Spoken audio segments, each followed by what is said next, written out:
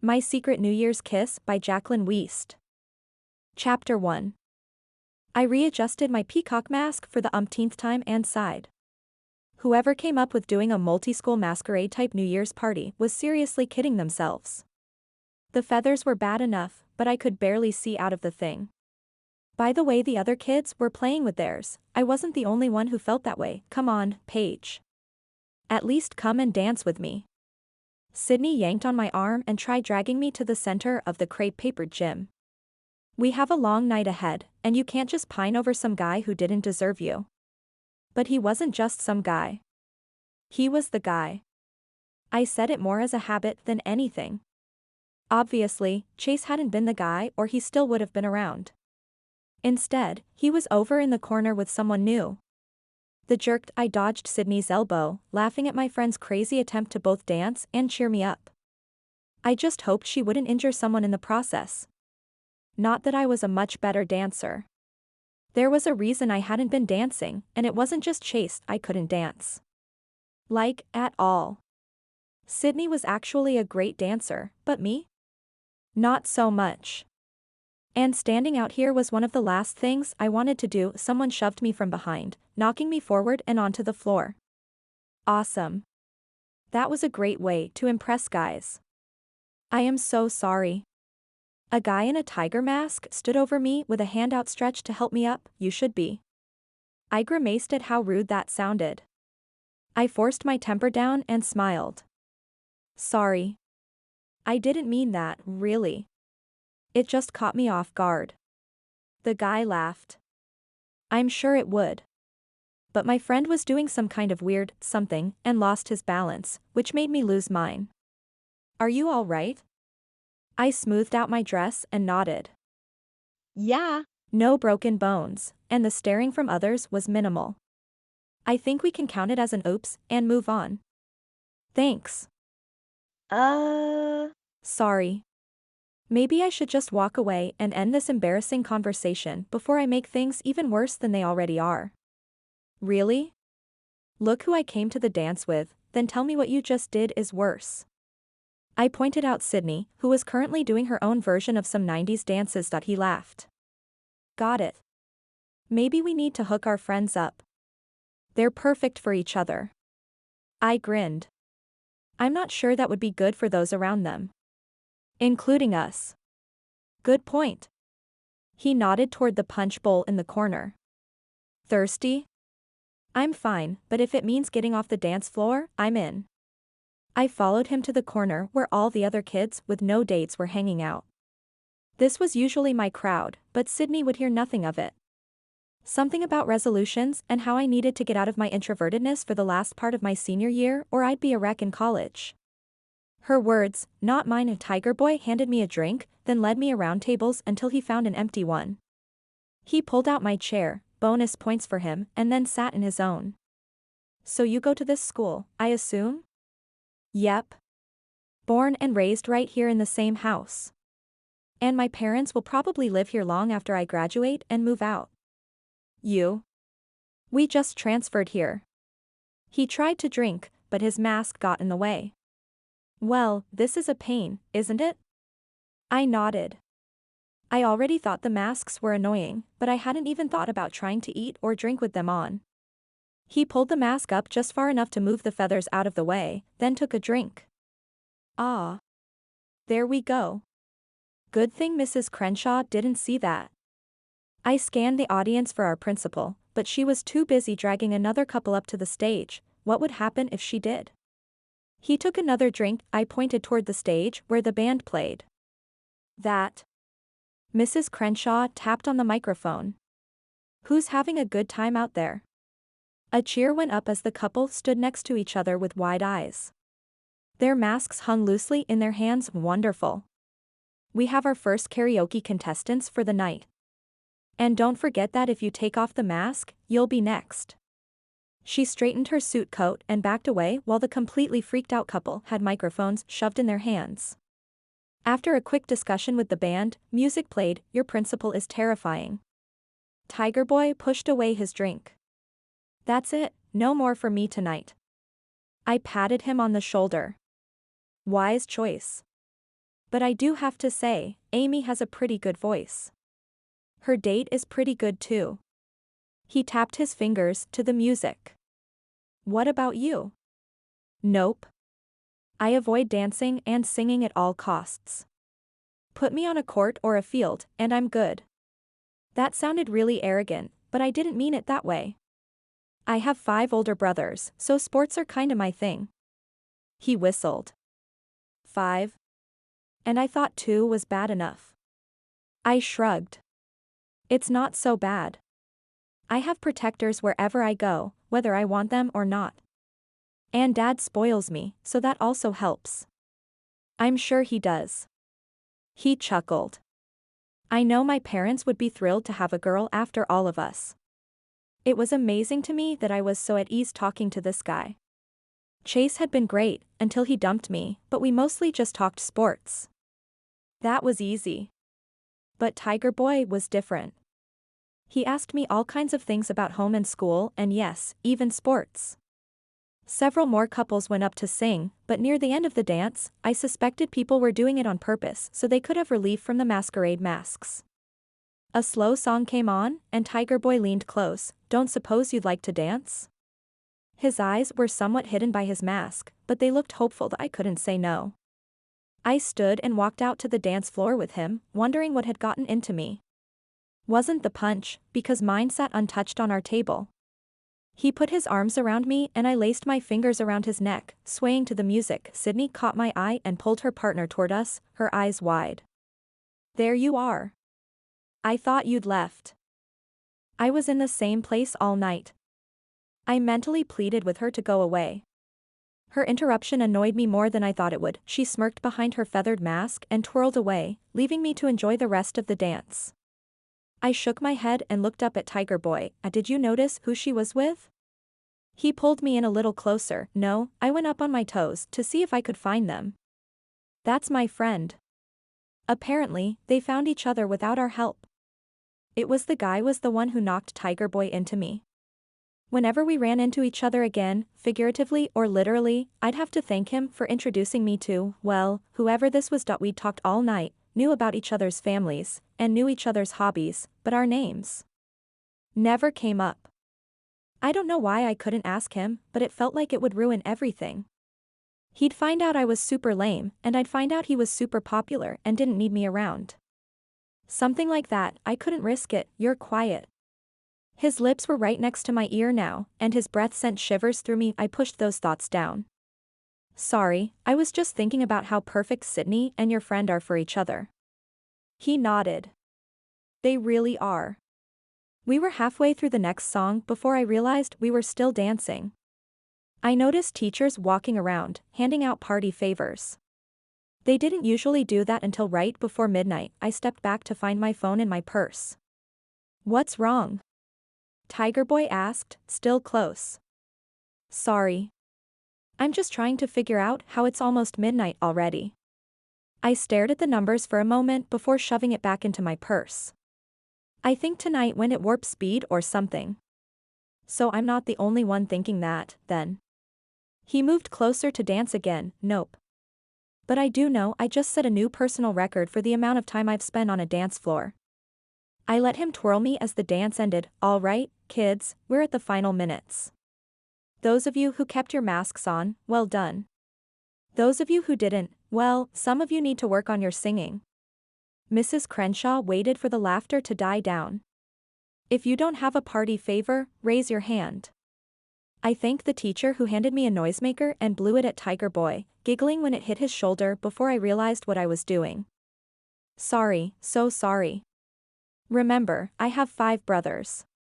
It's just what we do. He stared at me for a second before lifting his up to his mouth and blowing it at me. Remember, I am a brother. We laughed for a moment before we realized they were counting down to the new year.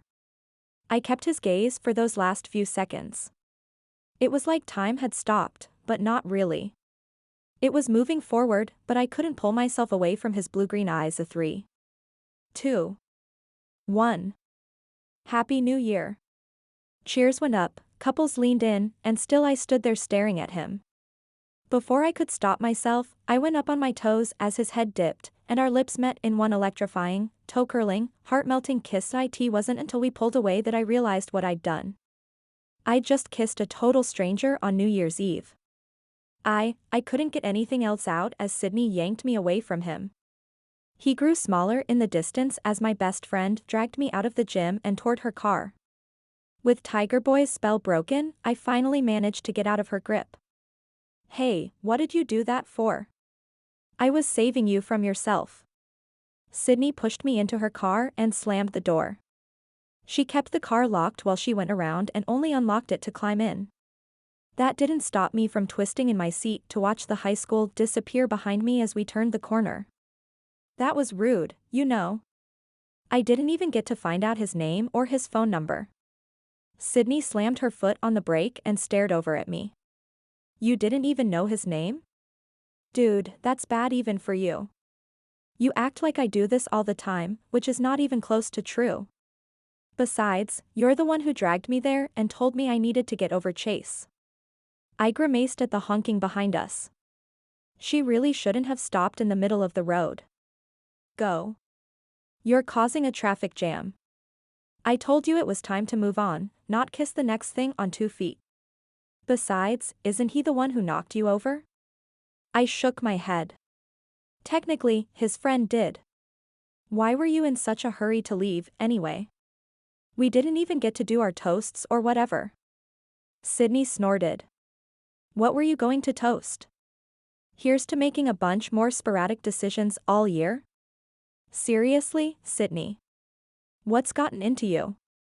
You're never this testy. Well, not usually. I searched my friend's face. Did something happen that I missed? She glanced over at me as she pulled onto her street, then sighed. No, sorry. I guess I just didn't want to see you get hurt again. You were a mess, and you're finally back on your feet. It was just a shock to see you kissing someone else so fast. I shook my head. It's more than that. Sydney didn't answer until she pulled up in front of her house. It's now just a few months before we graduate, which means I have to figure out what I'm going to do with the rest of my life. And seeing you happy and, well, not needing me, was just a knife to my already shattered heart. That was more like Sydney. Always the dramatic one. Believe it or not, I was usually the more sensible one. I'm sorry. It was as surprising to me as it was to you. Was it a good kiss at least? She wiggled her eyebrows, the best. Like, I'm not sure any kiss will ever top that one. I sighed and climbed out of the car. And the sad thing is, I'll never get another one because I only know him as Tiger Boy. Sydney laughed. That's all you could come up with? Hey, we were too busy talking to figure out how to formally introduce ourselves. How about, hey, I know it's a masked ball, but can I at least get your name? Sydney rummaged through her bag to find her house keys. It's a little embarrassing to get home before my parents. That's your fault. I was perfectly happy staying out longer. I'd hoped to be there at least until we pulled off our masks, but no. I had to get dragged off before I could see what he looked like. Sydney opened the door and pushed me in. Yeah. I'll go grab some popcorn and drinks. You find a movie. I dropped my coat and shoes on her bed and went into the bathroom to change. The dress I'd worn was adorable, but it could never beat a pair of comfy PJs.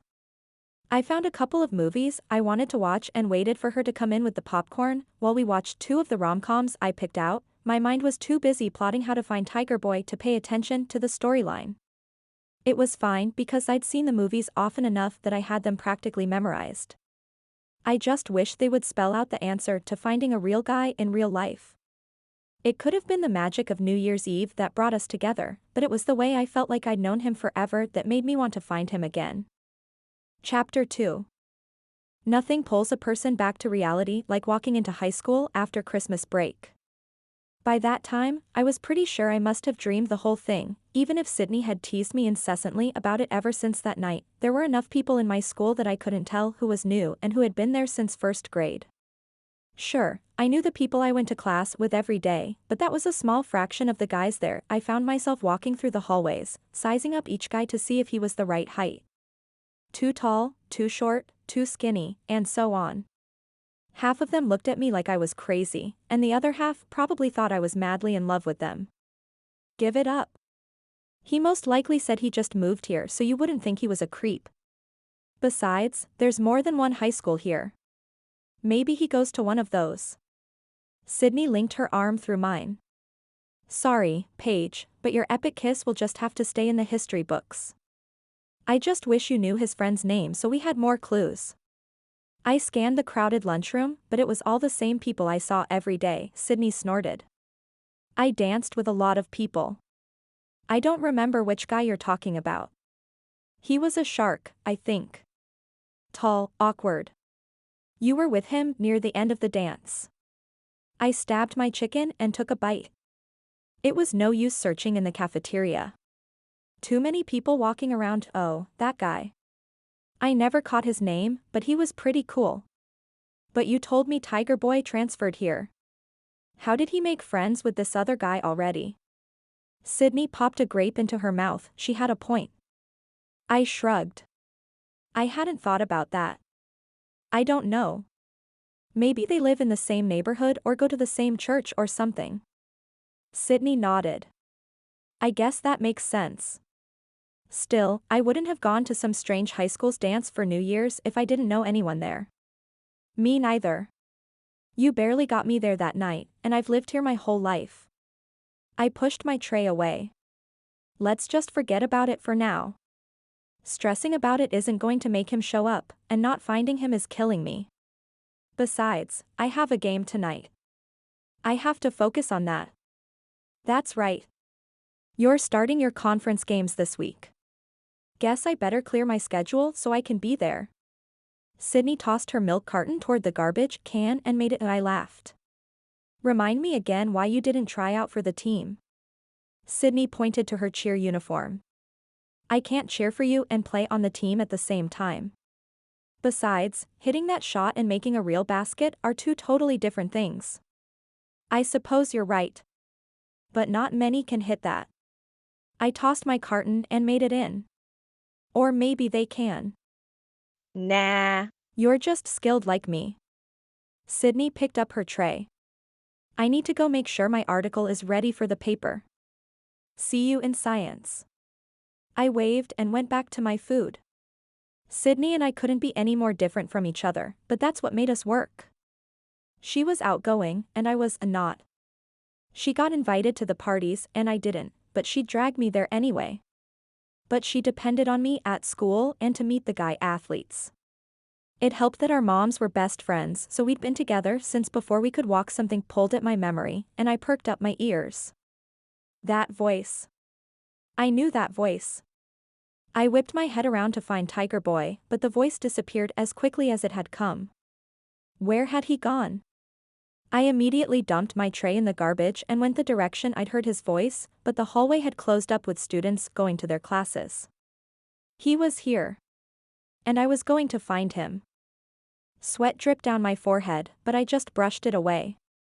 There were only a few seconds left in the game, and we were ahead by 3. The girl at the foul line dribbled once, twice, 3 times before shooting it, and it swished.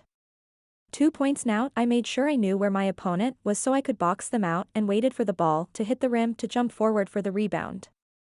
Fingers and hands slapped at mine as I jumped up and snagged the ball out of the air. I held tightly to it as I came down and watched for someone to open up. Their press was too good. I faked a pass to the right, then stepped left and dribbled down the court, feeling like everything was going in slow motion. The crowd counted down the seconds as I sprinted down the court, spinning around anyone who got in my way. The ball left my hands and floated through the air as the buzzer went off, signaling the end of the game.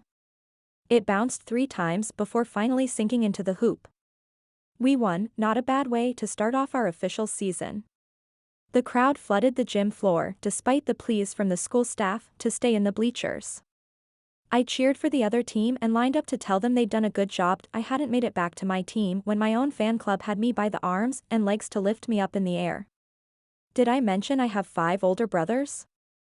Whoa, guys. At least let me tell my team good job.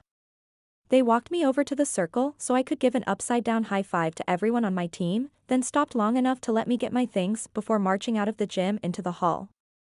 I wish I could say this was the first time it had happened, but I'd be lying, guys. Coach said if you do this again, she's going to make you run laps. Put me down. I laughed as they dropped my legs. Thank you. Besides, I don't know what you're so excited about. I didn't even get my 10 points. Yeah. But you got the last shot. That's what counts. James clapped me on the shoulder, nearly knocking me over. It was no use arguing. Instead, I escaped their clutches and ran for the locker room. At least they wouldn't follow me in there. Coach Thomas looked up from the other girls, rolled her eyes, then went back to her after-game speech. There are a few things we can improve on, but I think we're on the right track. We'll work more on shooting tomorrow. Go home, shower, and make sure you get to bed. I don't want to hear of anyone getting behind in their classes. We cheered, and the others dispersed while I changed my shoes. They weren't cheap, and I didn't want the snow ruining them. I see the crew is home for Christmas. Coach stood a few feet away. Yeah. Sorry about that. They'll all be leaving over the next couple of days, so they took advantage of the fact that I had a game tonight. I rolled my eyes. Coach chuckled. Hey, it could be worse. At least they're not dunking your head in the toilet or taping you to the wall. I snorted. Not right now, at least. That happened plenty when we were younger. You had a great game out there tonight. You've been working on your defense. Yeah. My brothers needed another player, so they pulled me into their intramural team. Never mind that every one of their friends is a head taller than me. Coach laughed. Even better. See you tomorrow, Paige. I waved and peeked out of the locker room to see if my brothers had left. It was quiet, which meant they'd gone out their cars. Worked for me, there you are. Took you long enough. Sydney grabbed my arm and pulled me over to a bench. Her eyes danced, and she shoved a paper into my hand. I figured it out. Figured what out? I raised my eyebrows. She was way more excited than I'd seen her since she found out her favorite singer was going to be performing in our city last summer. And that was saying something, since I practically had to peel her off the ceiling. Sydney sighed and pointed at the paper. Look at it. I figured out how you can find your mystery guy. It's perfect. I unfolded an advertisement and laid it out flat. No way. I'm not putting an ad in the paper to find this guy. People are going to think I'm crazy. No, they're not. Remember how there was that secret admirer last year? You can do it that way. They won't have to know who it is unless it's really them. Just put in a few topics that you two talked about or something. Come on. You want to find him, right? It's going to backfire in so many ways. I stood. If we're meant to find each other, it'll happen. You can't honestly believe that, can you? Sydney took the paper and put it in her backpack. Think about it. The winter dance isn't for a few weeks anyway, so these ads are going to be going for a while. I picked up my things. Right now, I'm going home and showering so I can go to bed. Sydney stuck out her bottom lip. Please? Fine. I'll think about it, but the answer is probably going to stay a great big no. I hugged her and ran for the door. See you in the morning. She whooped for joy behind me, and I knew that her idea would be milling around in my brain all night. There had to be a way that was less public, and I was going to find it. I'd heard him at lunch that day. He was here somewhere, and I just hoped he was as determined to find me as I was to find him, or all this dreaming was for nothing. Mom had a full spread of crackers, cheese, and meats ready when I got home. It was the easiest and fastest way to feed all of us when we were together. And since there were now wives and grandkids in the mix, cooking for our army was even harder, and she loved every minute of it. I grabbed a plate and stocked up on snacks before they were all gone, then turned to retreat to my room. Oh, hey, Mom.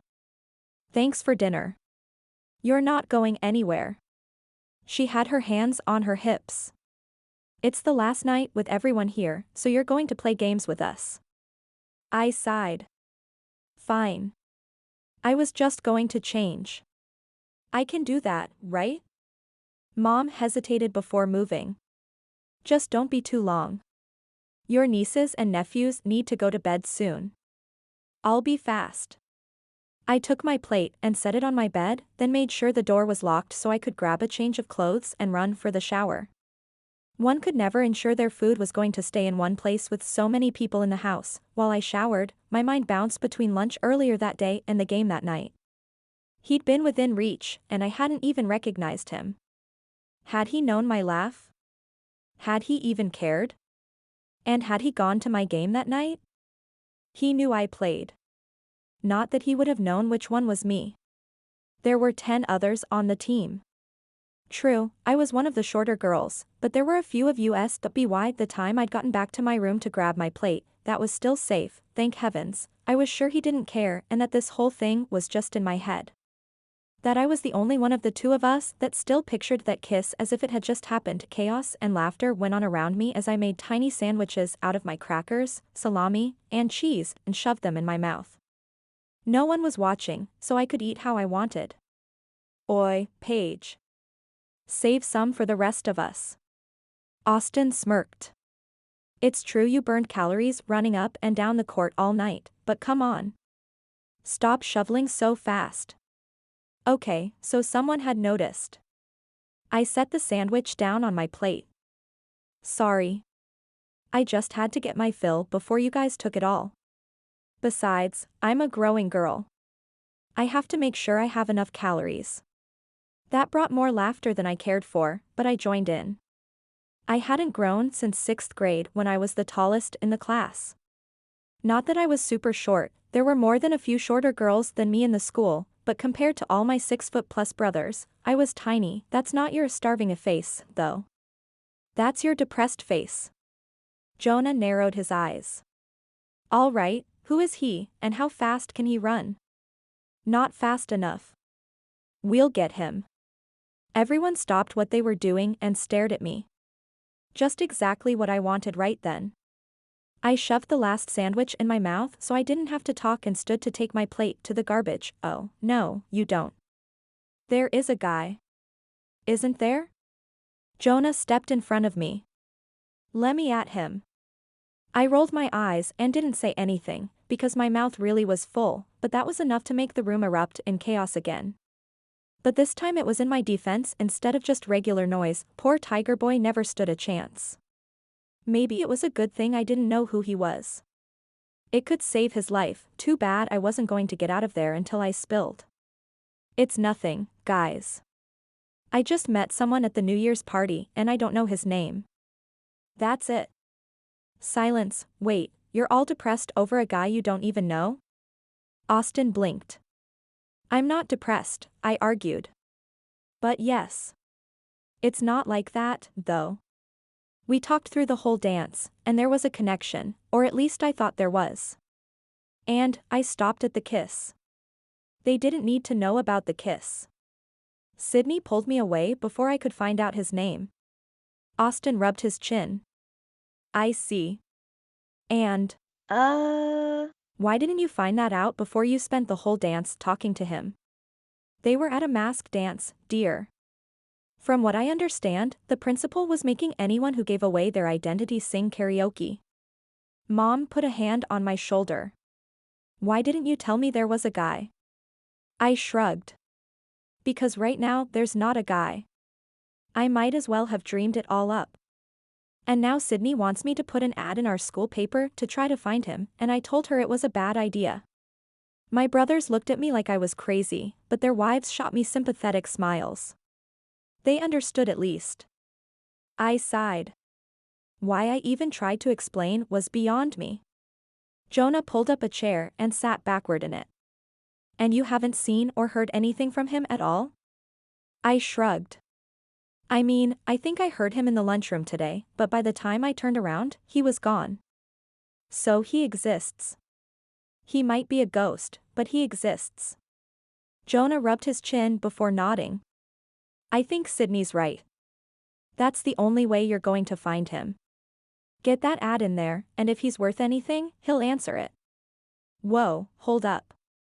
Austin shook his head. I'm not sure that's a good idea. I looked between my brothers. Why? He ticked off reasons on his fingers.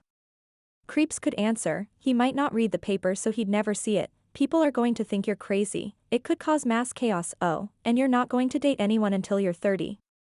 Maybe 35. I raised an eyebrow. Nice try. You forget I already dated someone. Yeah. And look where that got you. He was a jerk and broke your heart. No, we're going to make sure that doesn't happen again. Austin pushed off the counter he'd been leaning on. Stick with basketball instead. It keeps you busy, and you have a real future with it. I was pretty sure there was a compliment somewhere in there, but I brushed the words aside. All the things he'd pointed out were what I thought about as well, except the not dating until I was 30. That was just crazy talk.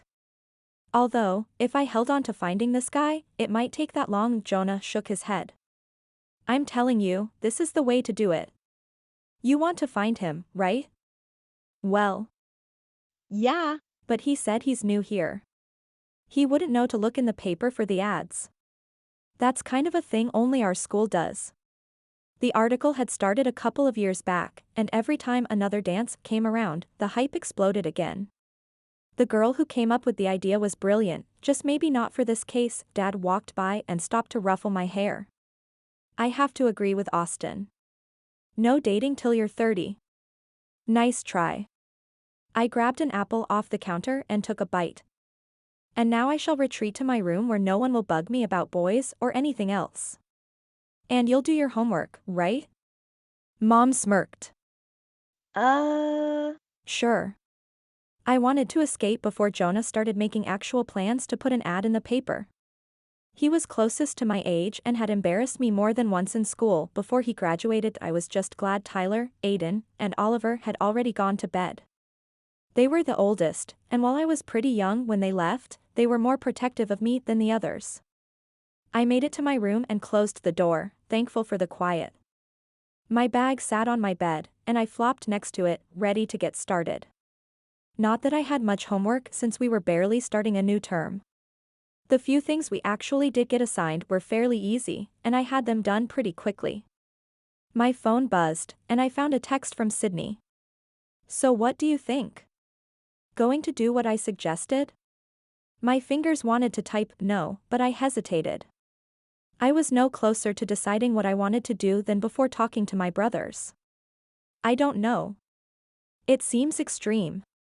Besides, he's new and probably doesn't know that he should be watching the newspaper for dance dates. True, but you have to start somewhere. Just let me know and I'll hook you up. Thanks. I shut my laptop and lay back on my pillow. This never should have happened. If Sydney had just given me a couple more minutes, I could have gotten his name.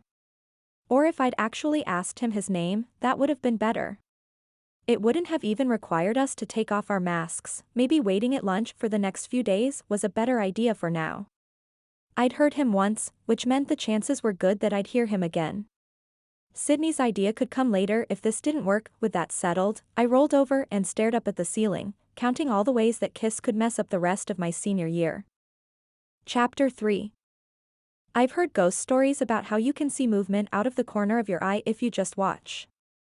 That's how it was trying to track down Tiger Boy. I'd heard him several times over the last few days, but when I tried to follow the laugh or the voice, I couldn't figure out where it was coming from. I was clearly going insane, or he could be a ghost. Either way, it seemed like I would never find him.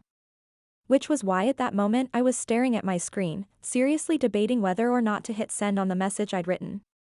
We shared something special on New Year's Eve and now it's time for you to unmask yourself. The girl with the peacock mask is looking for her soul mate in the tiger mask. Meet me by the old tree Friday during lunch so we can find out if we're really a perfect match. Sure, it was cheesy, but I hoped it would find its way to him. The newspaper dance proposals had already begun, so the hype was enough that he should have picked up at least one paper by then. Otherwise, my utter humiliation would be for nothing. You sure? I looked over at my phone, where Sydney's face beamed at me. Just do it. You won't regret it.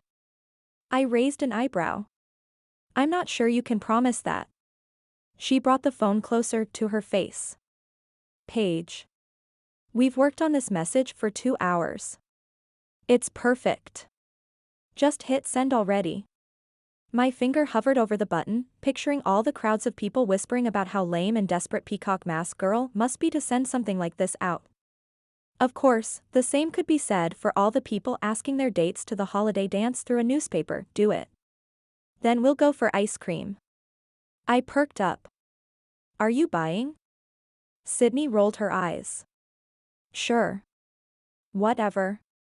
Just click it. Click. Your email has been sent. Never had any other words seemed so frightening as those right in front of me. I'd done it. Now I just had to wait 3 more days to see if he'd show up. Others would. Not to claim that they were the tiger dude, but because they knew Peacock Girl would be there and they had to know who it was, and then I'd be the laughingstock of the school. Never mind that I'd scored 20 points in last night's game, or that I'd been named MVP. No, that would be erased by making a complete mockery of myself. Where's my ice cream? I shut my laptop and grabbed my bag for school. If I didn't hurry, I'd be late for class. Relax. We'll go after practice. Sydney climbed off her bed. I'll see you in science. I locked my phone and shoved it into the pocket of my jeans, then slipped out of the house before anyone realized I was still there. With any luck, I'd get to school before the first bell rang. I half expected to hear everyone talking about my ad, but it wouldn't come out until the next day. I made it to my desk just as the last bell rang and let out a breath. All right, class.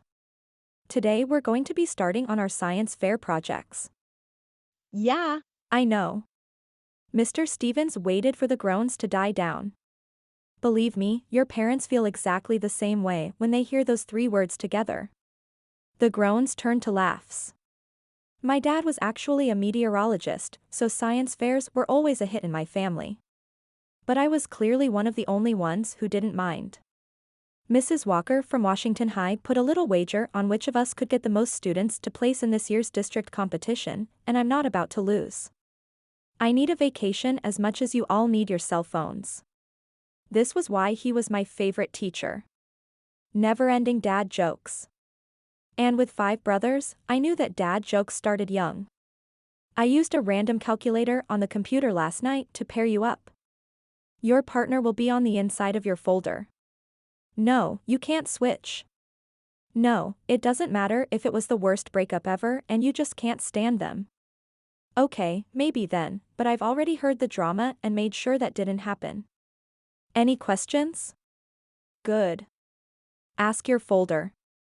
Most of the info is in there. When the 2 of you have decided what you want to do for your project, bring it to me, and I'll approve it or tell you to come up with something more original. My eyes drifted to Chase's back. Hopefully, Mr. Stevens knew about our mess of a relationship because I wasn't sure I could handle doing a project with him.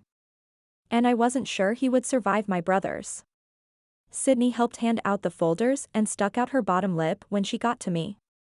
We always worked better together, and she wasn't happy to be stuck with someone else. I squeezed my eyes shut and prayed that it would be any name besides Chase. Anyone. Clayton Simons. Well, my prayer was answered, but I had no idea who he was. I mean, our school was big enough that I seemed to meet new people every term, but I usually knew their names from sports or drama or whatever. New kid, maybe. I looked around to figure out who it was and found a guy in a cowboy hat sitting on the back row. Everyone else had already started pairing up, so either that was him or my guy was absent. Chase was with one of the cheerleaders and smirked as he walked past, slamming his shoulder into mine on purpose, but I refused to react. Even if it nearly knocked the wind out of me. I still couldn't figure out why I'd ever liked him. Clayton barely glanced up when I sat down and only grunted when I said hi. Well, this was going to be fun, so did you just move in? I was going to get the kid to talk if it killed me that he shook his head, but didn't say anything else. His paper was covered with drawings of dragons, and they put my stick figures to shame. Holy cow, did you draw that? Again he nodded, but this time there was a smile and a blush. Yeah. They're fantastic. I opened my folder to find the rules. Okay, do you have any ideas for our project? There are some here, but if Mr. Stevens wanted original, these won't work. He shrugged. Whatever. I'm not that great in this class. I opened my mouth to ask more questions and stopped. He had a drawl to his speech. Texas, maybe? I wasn't sure. But under the drawl, I swear I could hear something familiar. There was no way this could be Tiger Boy. He didn't have a drawl, and he talked a lot more than this. Have we met? I asked, trying to act nonchalant, but he shook his head.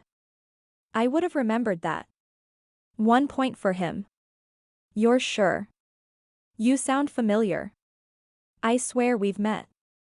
Nope, we haven't. He leaned closer. How good are you with robotics? Uh, Well, my brother has built a few in the past. We had to shut them down when their dishwashing became dish breaking. He never let me touch them. You want to build a robot? That was done more often than he would think, but it was intriguing. At least we wouldn't be building a volcano or checking to see which brand of battery lasted longer. He pulled out his picture of a dragon. I was thinking more like this. My mouth dropped open. This was more of a steampunk version of a dragon, with gears for the wings and claws. It was all drawn out with the supplies needed to make it work, but there was a lot he'd scribbled out as well. We could make it functional for starting fire pit fires or whatever, but I've been wanting to build this for a while. He blushed again and cleared his throat. I don't know. Maybe it's stupid. What ideas do you have? And no. This is awesome. I just have to check with Tyler to see if he knows how to do some of this stuff. I think it could be cool even if we don't make it into something useful. I used air quotes around useful, so he knew I wasn't mocking him. His face lit up. Really? I nodded. Let's go over the list of supplies. And we'll have to figure out how to answer some of these questions as well if we want to get it approved. He looked over at my empty paper. We should probably use yours for that. Mine is kind of full. True. But let's make sure we show him your illustration too, so he knows what we're thinking. I kept listening for that slight hint of Tiger Boy again, but the more excited Clayton got, the stronger his drawl became. Must have been my imagination. We used the rest of the class period to fill out the questionnaire. Well, I filled it out. He went back to working on the illustration and only spoke when I asked him specific questions. As much as I liked the idea, I really hoped I wouldn't end up doing the whole thing on my own. I jumped when the bell rang. We'd spent so much time on the answers that we hadn't turned in our idea. Let's go see what Mr. Stevens thinks. He nodded and shoved all his papers and pencil into his bag and stood. I zipped up my bag and stood to take the paper. While Mr. Stevens went over the notes, I rubbed my hands together nervously. I pushed aside the thought that the guy standing next to me was the exact same size as Tiger Boy. After all, most guys were about that same height by now. Mr. Stevens looked up from the paper with a grin. This is great. You're sure you can do it? We think so. We just need to find the right supplies. I took it from him and stared at the approved stamp. I'll help where I can. But if you do this right, you could go on to district level at least. Mr. Stevens stood to welcome his next class, so I left the room with Clayton trailing after me. I have basketball practice after school most days, but I can talk to my brother tonight and see what he thinks. Clayton shoved his hands in his pockets, not meeting my eyes. I'm pretty free, so we can just go around your schedule. I nodded. Can I see your phone? Why? So we can talk to each other. I pulled mine out instead and flipped to my contacts. Here. Give me yours. He typed his number in and handed it back. I'd better go. My class is on the other end of the school. I nodded as I sent him a text so he'd have my number. See you tomorrow, then. Tiger Boy or not, that was the longest I talked to a guy for a long time. And I knew this guy's name, so that was an even bigger bonus. I shrugged and headed for English, where Sydney was almost bouncing in her chair. All right, who is he? Her eyes danced. We just sent the ad this morning, remember? I sat next to her. She brushed away my words. No, not him. The other guy. He's cute. And you guys didn't stop talking until after class was already over. More like, I talked. He nodded or grunted. I pulled out my book and nodded toward the teacher. I'll tell you more after class. Sydney gave a long-suffering sigh and started reading, shooting me pleading looks so I would answer her. I finally pulled out my phone. There's nothing to say. He's new. We did our project, the end. What about you? Who'd you end up with? Snooze fest. I got Alicia, but she never talks. Pretty sure she'll do the assignment on her own. Perfect. Just how you like it. Yeah. But I'd rather be working with you. Although, I'm not sure I'll tear you away from Mr. Cowboy. Right. I'd forgotten Sydney had a thing for cowboys. After all, we rarely saw them where we lived. Probably not. He's a nice guy, and I think we'll have a cool project. Oh. What is it? I sent her a smiling emoji with its mouth zipped to show I wasn't about to tell. I wanted to make sure it was going to work before I did anything else with it. I just hoped Tyler was around to ask him after practice. She rolled her eyes and opened her book so she wouldn't get in trouble from Mrs. Gregory. Personally, I loved silent reading because it gave me a chance to read without someone telling me I should be doing something else. But Sydney would rather be socializing than staring at words on a page, no matter what book I gave her. Which was strange because her spot on the school newspaper was her favorite thing. Besides, reading for 15 minutes put off having to write our argument essays that I really didn't want to write. School uniforms, good or bad? I mean, really? This discussion had gone on for decades. And I was supposed to be writing an essay on why they were a good idea. It didn't surprise me. We'd been having problems with our dress code all year, and our leadership was sick of it. Personally, I didn't care, which was why I was having such an issue with this essay. Okay, class, put away your books. Mrs. Gregory waited for the groans to die down and the rustling of papers to stop before she continued. By now you should have started writing paragraphs with all of your arguments. Now you're going to do the research to support each of these arguments. We have laptops in the back. If I find you doing anything but your research, you'll get to write out the entire essay by hand. More groans as people got up and collected a laptop. Not about that, of course. We'd been gifted the computers by a tech company over the summer, and it had made our lives much easier. Mrs. Gregory's threat was a new one since just last year I'd had to write a 5-page paper by hand several times before the teacher was satisfied. The thought of doing it again was actually what brought the groans. I pulled up my account on my computer and stared at the very blank page. There was no beginning paragraph because I hadn't really come up with the argument yet. I quickly typed out some ideas so I'd know what to search for, and then pulled up a browser. Some of my arguments had a lot of data, while others had almost nothing. I erased those and came up with a couple more until I was satisfied that I could get 10 pages out of it. Yes, 10 pages. They weren't joking around for my senior year. A message popped up on my computer. I didn't know you were in this class. I sat up straight and looked around. Clayton flicked his hand in a small wave and smiled. Huh. I typed a quick message back to him. Hey, partner. I didn't see you in here either. Partner? That was lame, but I sent it anyway because I didn't know what else to say. I went back to my essay, stopping now and then to answer his questions. What my essay was about. No, we didn't do assignments like this all the time. Yes, the teacher's hair was looking particularly spectacular that day. She must have slept on her left side all night because, well, that's how it looked. She was usually the first one to joke about it because she tried everything to try to tame it over the years and nothing worked. The bell rang, pulling me out of the essay. My eyebrows shot up as I realized I'd already finished a full page and a half during class. Crazy. I'd probably have to do some major editing when I was finished, but at least I had a good start. Sydney waited for me outside class. Dude, did you know he was in 2 classes with you? I didn't know he was in 1 class with me. I waved as he went past and then walked toward math. Did you finish the essay? During Christmas break. But I added to it today. Her eyes lit up like they usually did when she talked writing. Or boys. I think it's one of my better papers. I might use it for scholarships and stuff. That's awesome. Mine is not going to be winning awards anytime soon. I stopped outside her classroom.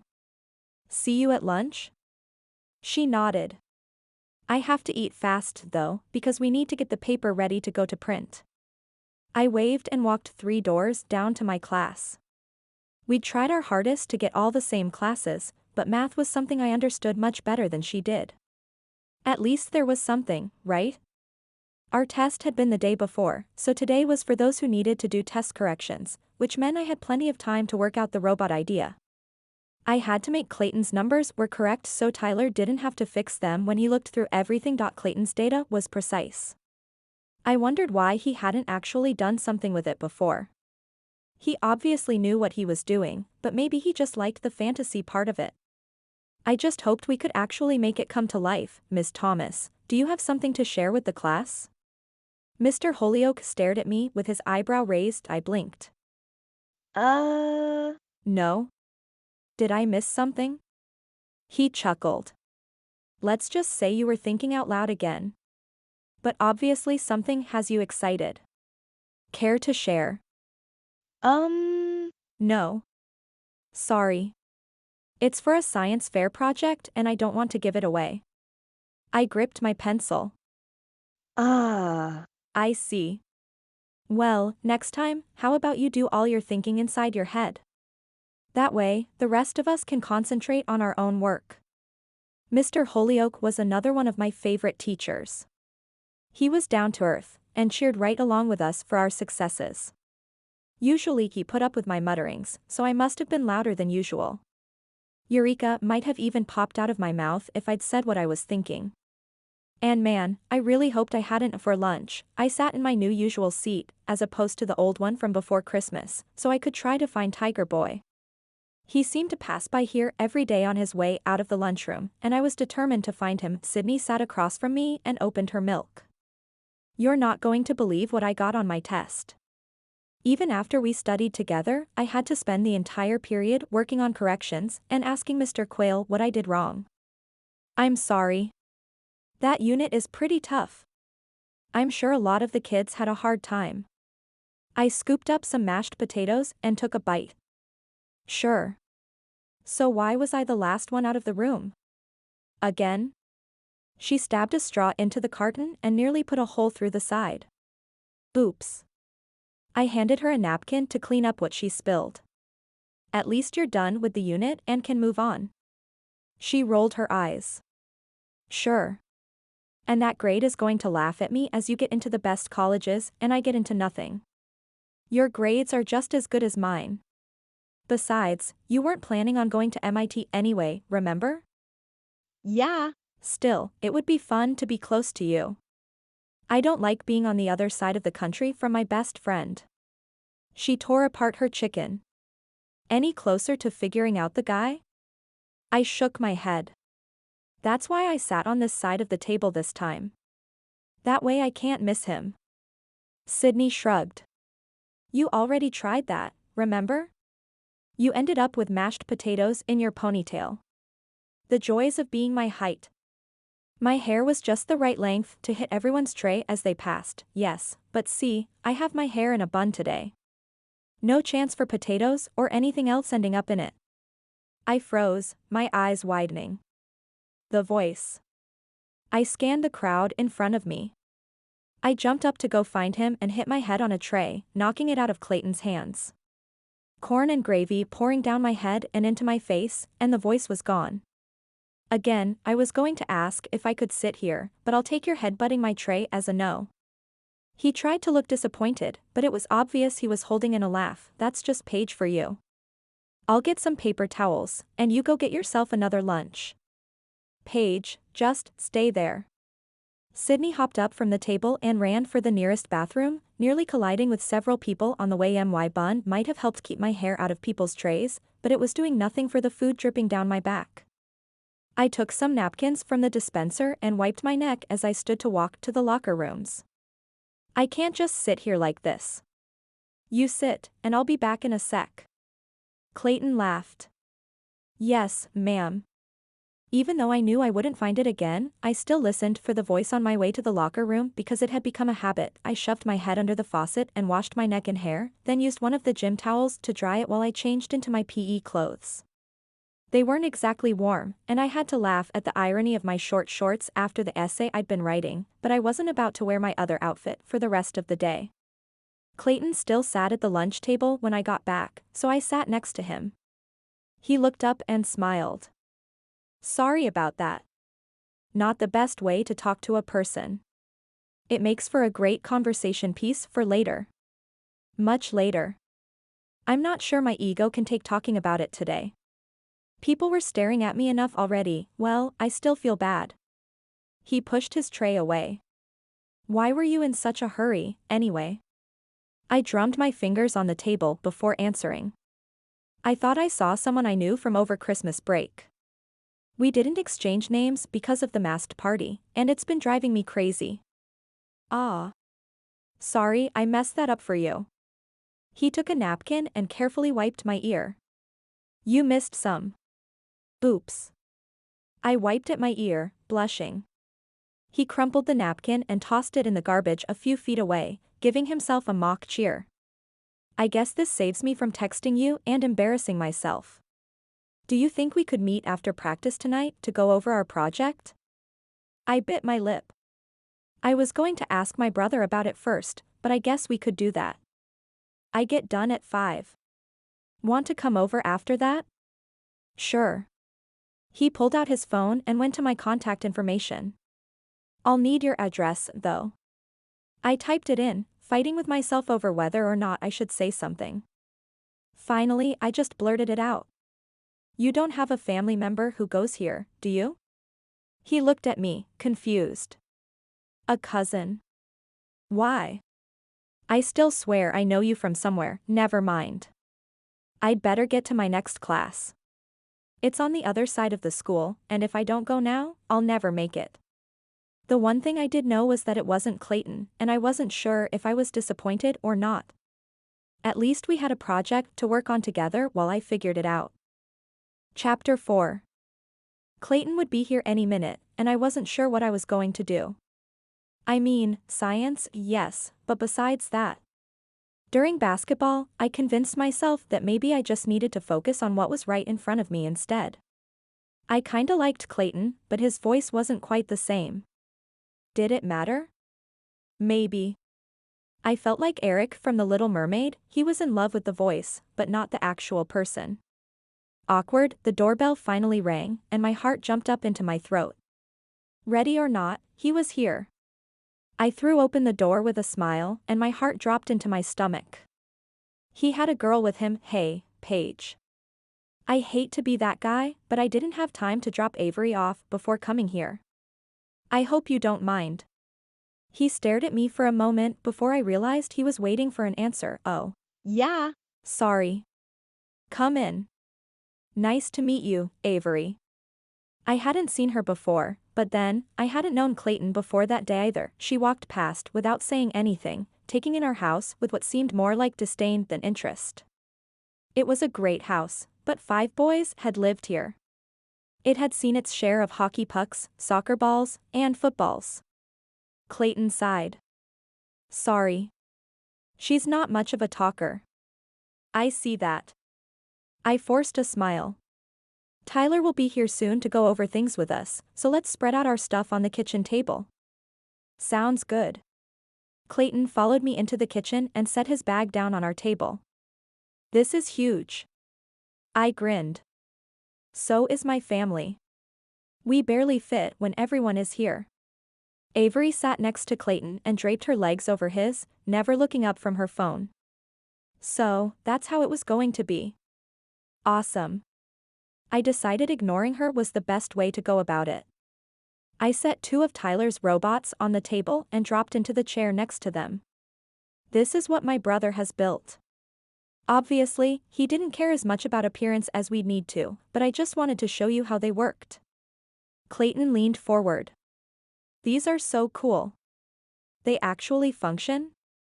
I checked the wiring before turning them on. They moved in jerking motions, almost tangling with each other.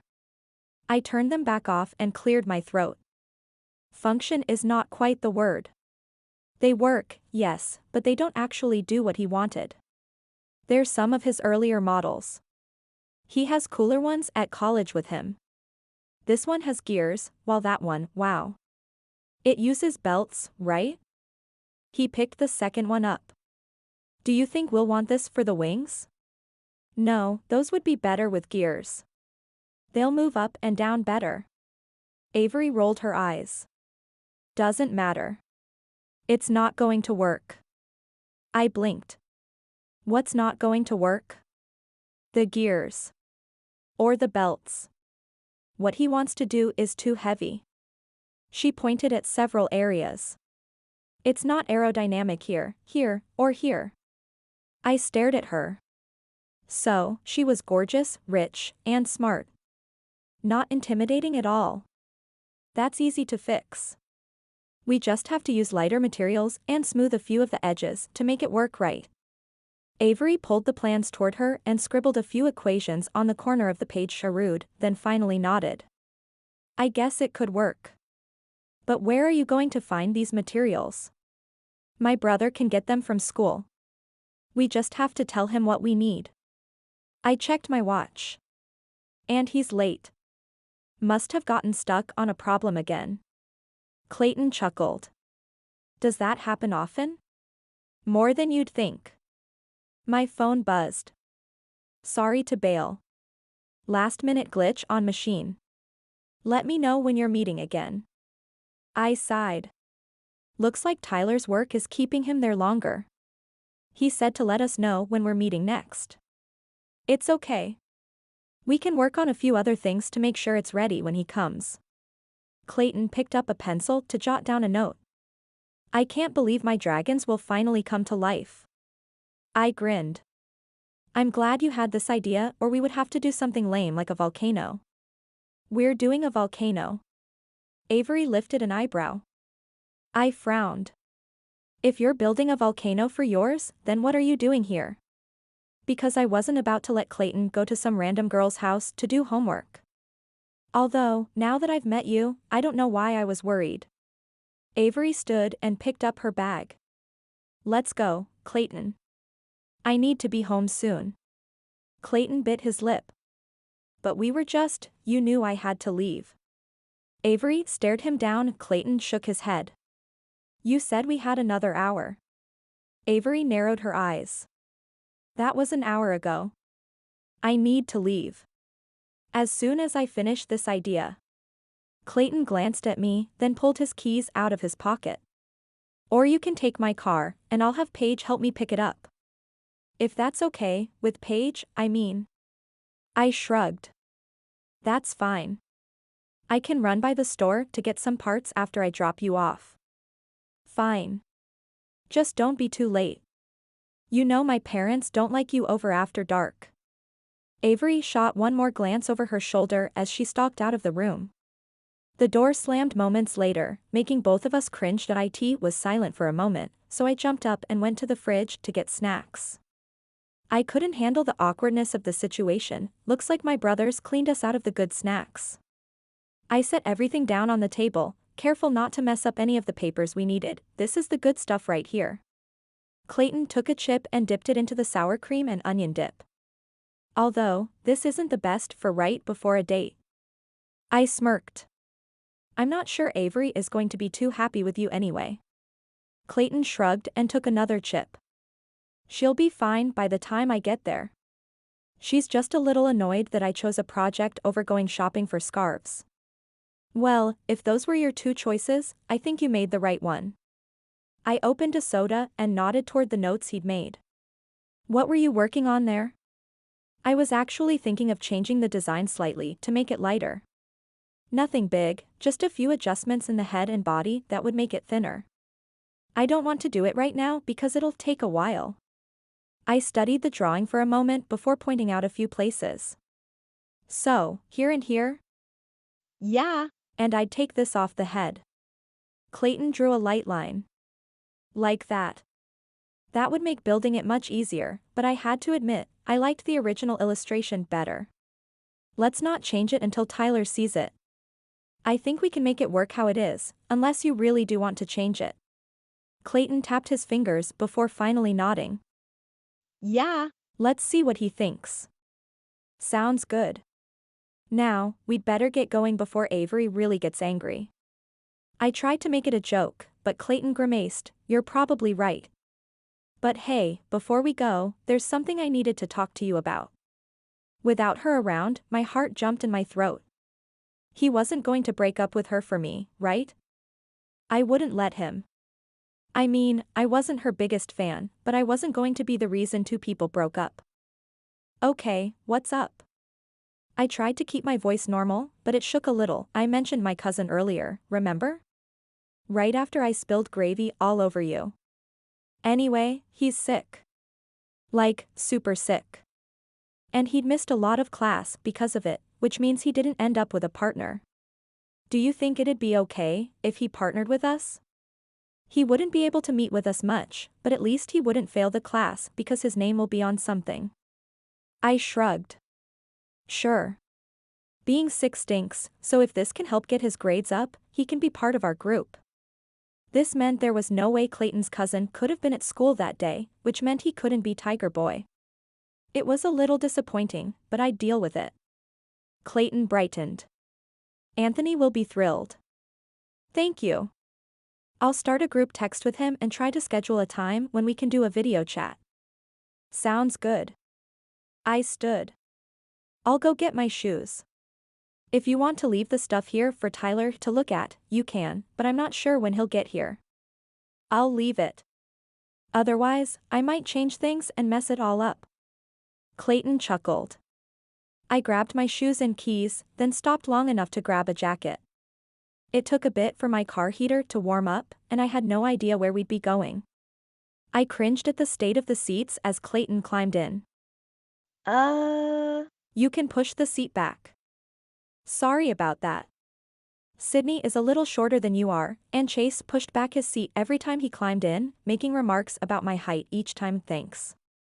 Clayton pushed it back and put on his seatbelt. Is it also Sydney who likes McDonald's? I cleared my throat. I will not admit that it's my favorite place to grab food on the way home from practice. Nor will I admit that I prefer shoving the bags in the back seat to actually throwing them away. I do apologize for the stale smell of fries and burgers, however. Not that it was me who caused of any of it. Clayton laughed. It's too bad because I was going to suggest we stop there on the way. But since it's not you who loves it, I suppose if you're hungry and our chips and dip weren't enough, I'll stop. But just this once. For you. I backed out of the driveway. Thank you for the sacrifice. Clayton pulled out his phone to type something, and a moment later, my phone buzzed. There, I started the chat. I really appreciate you helping him out like this. Not many people are this cool. I raised my eyebrows. He doesn't get the help he needs? He shook his head. We're part of the reason he moved here. His parents are overwhelmed with everything going on, and my mom couldn't stand being so far away from her sister, so she helped get her transferred here. Oh, turn right here.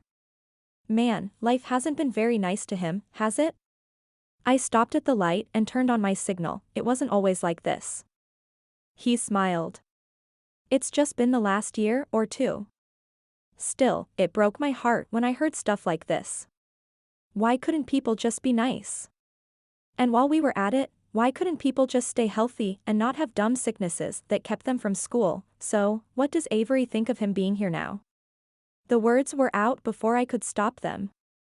Why should I care what she thought? They've never gotten along, so that didn't change much. If my question bugged him, he didn't show it. He pulled out a couple of tens and handed them to me. I'll have the double quarter pounder, fries, and root beer. I wanted to argue with him paying, but the look on his face told me he'd probably just hide the cash somewhere in my car anyway. I ordered the same thing for both of us and pulled up to pay. Clayton took the change from me and put it in his wallet. If you want to park here, we can eat before you take me to Avery's. She doesn't like McDonald's, does she? Nope.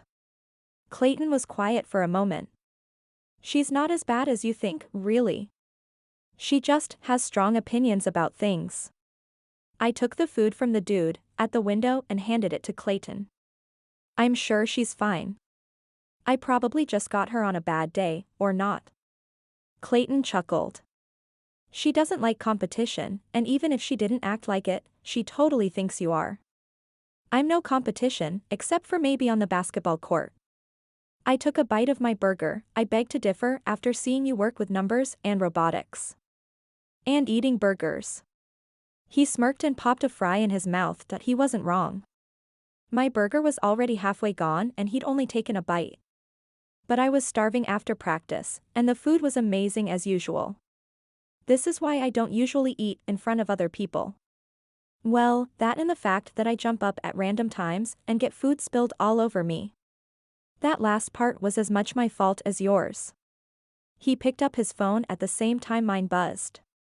Good. He got the message. I looked at mine. It's nice to meet you, Paige. Thanks for letting me be a part of your project, even if I'm not sure what I can do.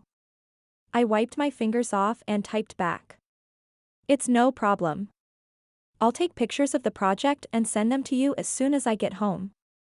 Sounds good. If Anthony was anywhere near as cool as Clayton, I was going to have a lot of fun with this project. We finished our burgers and tossed the bag in the back, promising myself, again, that I'd clean it all out as soon as I got home. Do you think we could meet tomorrow? Or is that too soon for Tyler? Clayton typed something into his phone and mine buzzed again. Group texts were fun. I have a game, but if you want to work on it with Anthony, you probably could. If he's up to it, I mean. Clayton nodded and typed something else. We'll work on the research paper part since you're the one who knows how to do the robotics. Sounds good. Clayton pointed at the next intersection. Okay, turn in here, and I'll need to give you the code. I did what he said and stared up at the gate that protected the newer community. Of course she would live here. No wonder she looked at my house the way she did. She probably had 5 maids and a few servants to keep hers sparkling clean. That's about how I look every time I come in here. Clayton laughed. Any one of these could fit 3 of my house inside them, and hers, well, you'll see. He wasn't kidding. We pulled up to the largest house in the neighborhood, and my jaw dropped. The 3-car garage had luxury cars inside it, and the front yard was immaculate even in the winter. They had actual statues on the steps up to the house, and I was pretty sure the stones were heated because of the steam that came up from them. Both parents do something with the stock market, and they inherited a bunch from grandparents or something. Most of her attitude is because of how she grew up, but if you can get past that, she's actually pretty sweet. I wanted to argue, but since it was the first time I'd actually met her, I just smiled. She's super smart, so I'm sure that helps too. Clayton opened the car door. She is. That's how we met, actually. She was my tutor for math and science for a bit. That's really cool. I didn't know what else to say. Looks like I'd better get going. Snow is starting to fall. Yep, be safe. And if Anthony and I decide to meet, I'll make sure we pass on the notes we come up with. Okay, and I'll let you know as soon as Tyler gets a chance to look through your notes. I waved and drove away as he climbed the steps to her house. The drive home was a little scary as the snow stuck to the ground, creating slush for cars to slide around in. It was a relief when I finally saw my house in the distance and had to take deep breaths to calm down before climbing out of my car. I'd made it. I grabbed my phone and keys and went inside to find Mom starting dinner. Oh, hey. I meant to get this all cleaned up before you got home. I just figured it was another one of Tyler's projects, since he was working on it when I got home. He was? Did he leave already? I sighed. Of course he did. His truck wasn't in the driveway. I keep missing him. Mom scooped the onions she'd been cutting into the frying pan. Yeah, He wanted to get out of here before the snow started. Would you mind texting him to make sure he got back to his apartment safely? yeah. I need to talk to him anyway. Give me a minute and I can help you with dinner. I scooped up books and my bag and took them to my room. I'd have to be more careful with the drawings so I didn't tear them, which meant a second trip. As I rolled up the blueprints, I found notes written in by Tyler with arrows to where things would need to be adjusted. Perfect. His list reminded me that I'd forgotten to run by the store, but with the storm out there, it was probably better anyway. My phone buzzed again, and I realized I'd missed several texts. Tyler had let me know he'd been there and that he'd come by after my game. Sydney wanted to know all the details from the meeting with Clayton. And the rest were from the group text with Clayton and Anthony. I went through each of them quickly and responded, then realized there was one just from Anthony. Strange, I sat back on my bed and clicked on it. Hey, sorry for texting you this way, but I wanted to make sure you really are cool about me joining in. I'd think it was pretty lame if someone got credit for something without doing anything. I grinned to myself. Normally, I'd actually agree with him, but this was different. It wasn't like it was his fault for being in the hospital. I typed back to him. I guess that means you'll have to do part of it then. I can help take care of the actual robot building, so if you two can do the research, it would help a ton. I have several games over the next few weeks and won't have a lot of time. Sounds good. Also, thanks for helping Clayton out with his dragons. Most people just give him crap for his designs. Hey, we nerds have to stick together. Besides, we wanted something different for the science fair, and this is perfect. Still, it's pretty cool. I smiled. He didn't have to ask me again if it was okay, but I thought it was nice of him. Part of me was tempted to ask why he was in the hospital, but that was super awkward. If he and Clayton wanted me to know, they'd tell me. I guess I should ask if you have access to a computer so you can actually do the research. Yes, I do. I'm here often enough that the nurses got me a gaming laptop so I can try to keep up with homework and game when I'm done. That's awesome. What kind of games do you play? Not that I'd know many games. My brothers played a lot, and I'd play with them sometimes, but I didn't know what most of them were called. Still, it'd help me learn about Anthony and what he liked. Nah. You first. Do you game? I cringed. Ladies first, I guess? I don't do much, but I'm more of Super Mario World girl. I love those types of games. I've played StarCraft and World of Warcraft a few times with my brothers, though. The old school stuff. Love it. And everyone likes a good game of Mario. We'll have to have a race to see who can get through the game first sometime. Challenge accepted. Prepare to lose. I paused before hitting the button. I didn't know him at all, but I could never pass up a good competition.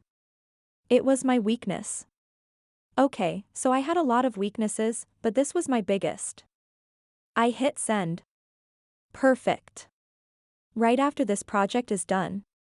I should be out of the hospital by then, and I want to see your face when I win. You mean, when I win.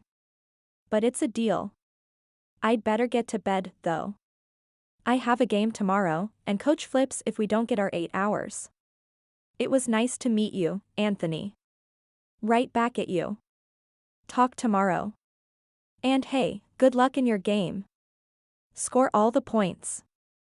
I grinned. You can count on it. Hey, don't judge me. I mentioned that I have a competitive streak. Maybe I wasn't high scorer for most games, but a girl can dream. After getting pajamas on, I turned my light off and got in bed, snuggling down into my blankets. Normally I would read a book to go to sleep, but our project wouldn't get out of my head. I pulled up the pictures I'd taken of the plans and read the notes Tyler had made on them. I was going to make this work, and if we did it just right, we'd win the science fair. I could feel it in my bones. Chapter 5. Okay, I didn't score all the points for the game, but I did score 20. I had to share the love with my other teammates, right? I just knew that I needed a shower before I could meet with Clayton. I left the locker room and blushed as people congratulated me when I walked past. It was embarrassing, having all that attention on me. Never mind that this was only about a third of the people who'd watched me. During the game, everyone not on the court faded. I could handle 9 people at a time. But when it was over and I suddenly saw all the people again, it was overwhelming that it's hard to explain, but believe me, it's a thing. My family had all left by that time, so I headed straight for my car. Yes, the game was awesome, but I had some ideas to bounce off Anthony and Clayton, and I couldn't wait to talk. I just hoped Tyler had brought supplies with him so we could actually get started on it. The snow that had fallen the day before had been cleared from the roads, but it looked like another storm was going to hit at any moment. Snow was okay, before Christmas, but by now I was completely over it. Tyler's car was still at the house when I got home, and I hoped that meant he really had brought what we needed. I jumped out of my car and grabbed my bag, careful not to slip on any ice as I ran up the driveway. "Did you bring it?" I had the words out before my bag hit the floor. "I love you too, sis." Tyler chuckled and picked up a box to set it on the table. "I don't have everything you need, but this'll get you started." Thank you, thank you." I started pulling things out of the box and examining them before setting them on the table. Gears, metal, wires, etc., all for the purpose of making a really cool dragon. I couldn't wait to get started. Mom put her hands on my shoulders. "That can come later. Please go shower before you kill the rest of us."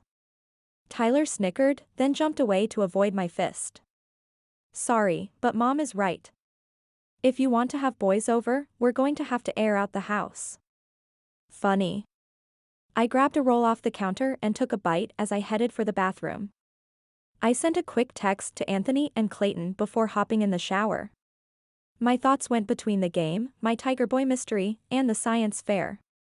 Too much going on, and while I wanted them all to be connected, I couldn't see how. I hadn't heard him at lunch, and that bothered me more than anything. Maybe it was because Avery wouldn't shut up about how much cooler her volcano was going to be than what most people did.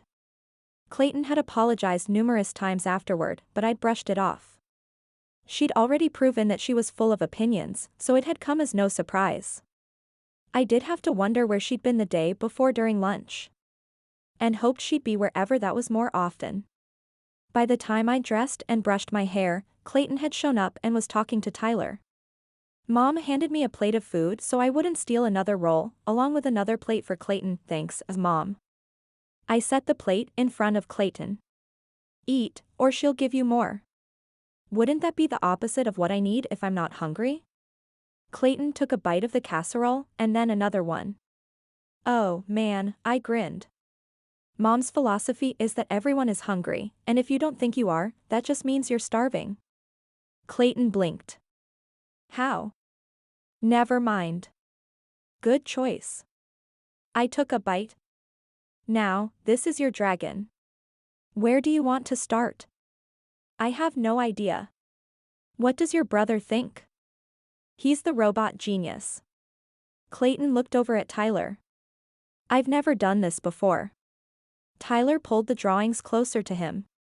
"Let's start with the torso, since that's where the majority of the gears and belts will be. I'll work on that part if you two want to figure out the scales for the outer part."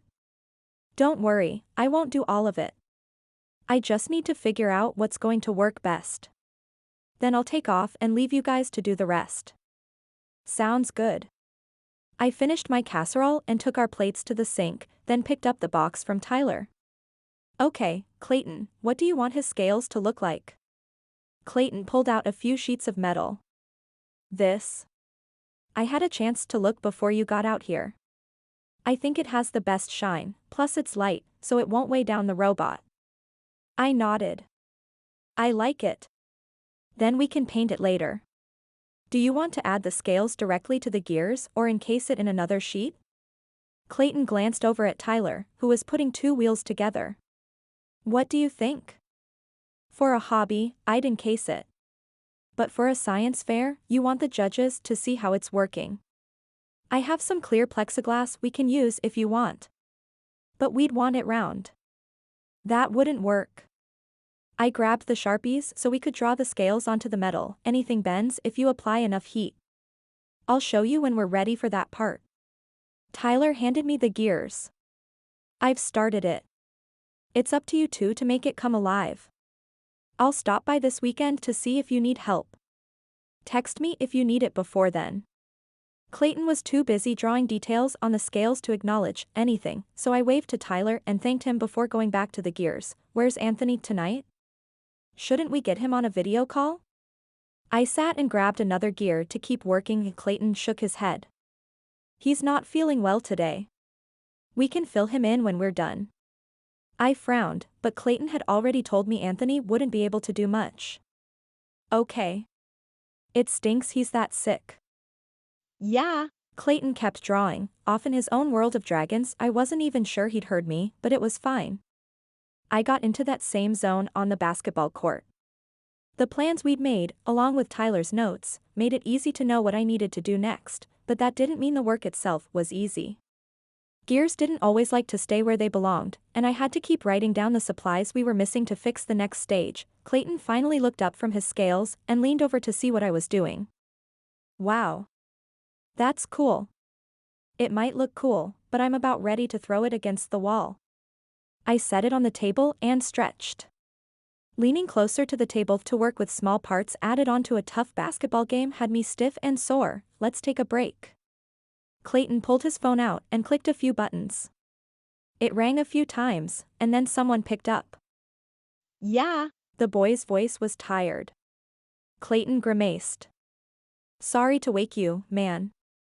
I just wanted to tell you how things were going. I could only assume it was Anthony, but I wasn't sure. Whoever it was sounded tired and in pain. That's great. Sorry, I can't be there. Anthony coughed. You just get better. Want to say hi to Paige? She's there? Anthony asked.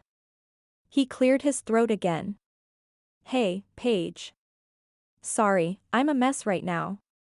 I smiled even though he couldn't see me. It's all good. I'm not much better after playing in a game. But you should see this dragon. It's going to be really cool. Once I can get the gears to behave themselves, at least. I can't wait. Anthony coughed. I have nurses glaring at me, so I'd better go. Clayton, you can probably stop by tomorrow if you want. Just please don't bring drama with you. Got it. See ya. Clayton hung up and set his phone on the table while he cleaned up his markers. I'd better get going. It's a bit of a drive to the hospital, and I need to have my homework done if Mom's going to let me go. I raised my eyebrows. Even to see your cousin? He shook his head. When I go, I usually stay for a few hours, which means no time to do anything else. Got it. Is that the drama he was talking about? I cleared a few things up, but left the rest. I wanted to get most of the torso done that night. It would help me ignore the impending embarrassment I was going to face the next day at lunch because of the ad. That's what he calls Avery. Clayton smirked.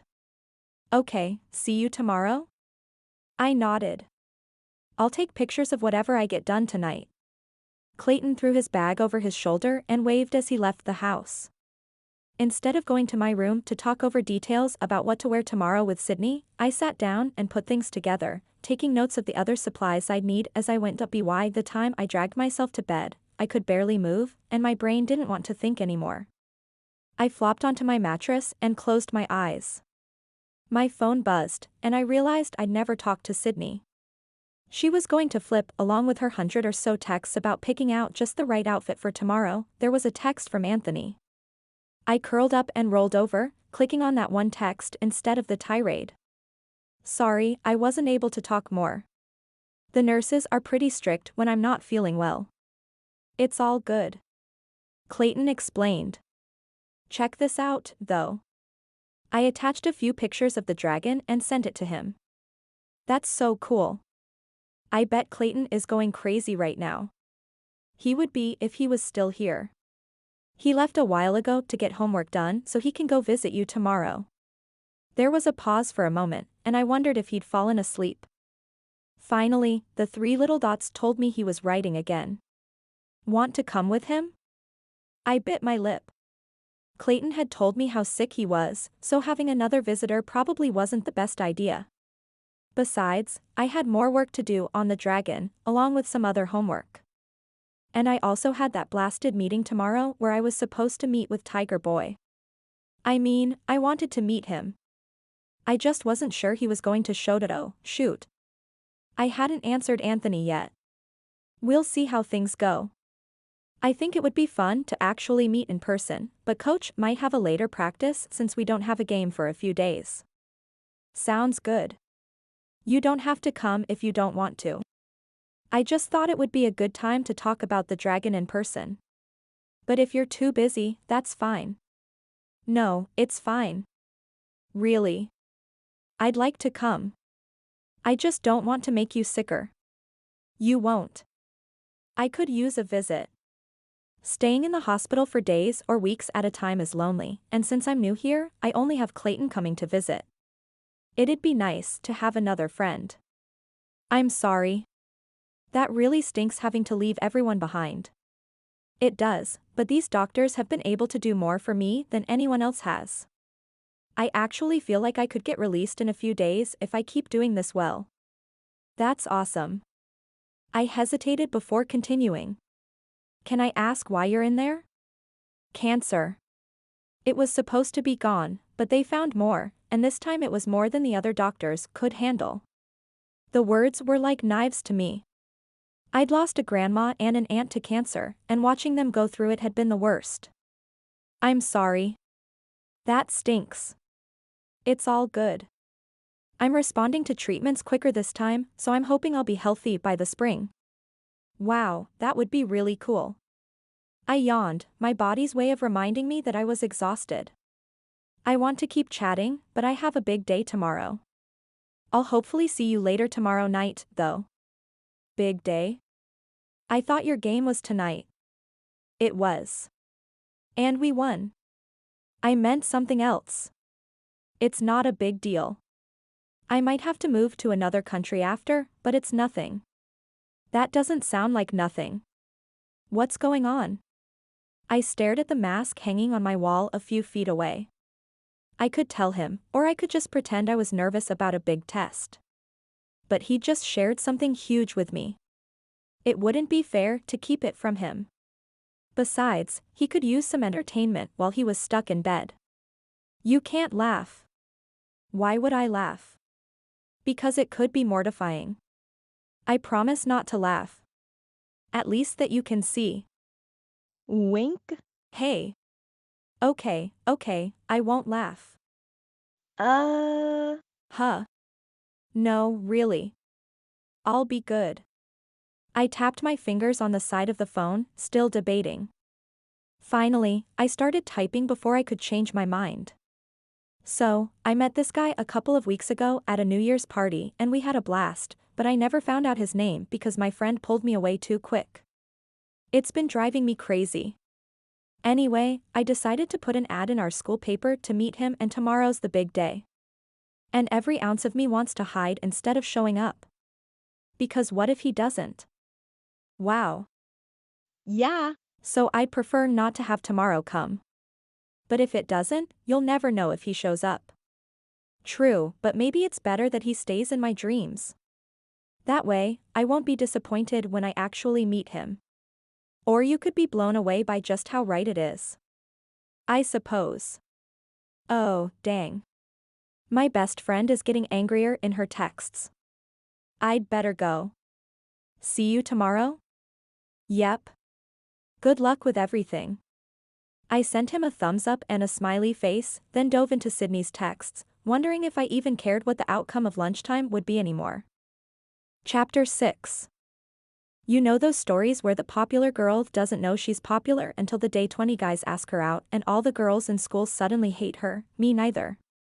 Usually the popular girls in those stories know they're popular and are mad when someone doesn't pay attention to them. Let's just say the meeting at the old tree didn't go at all like I expected.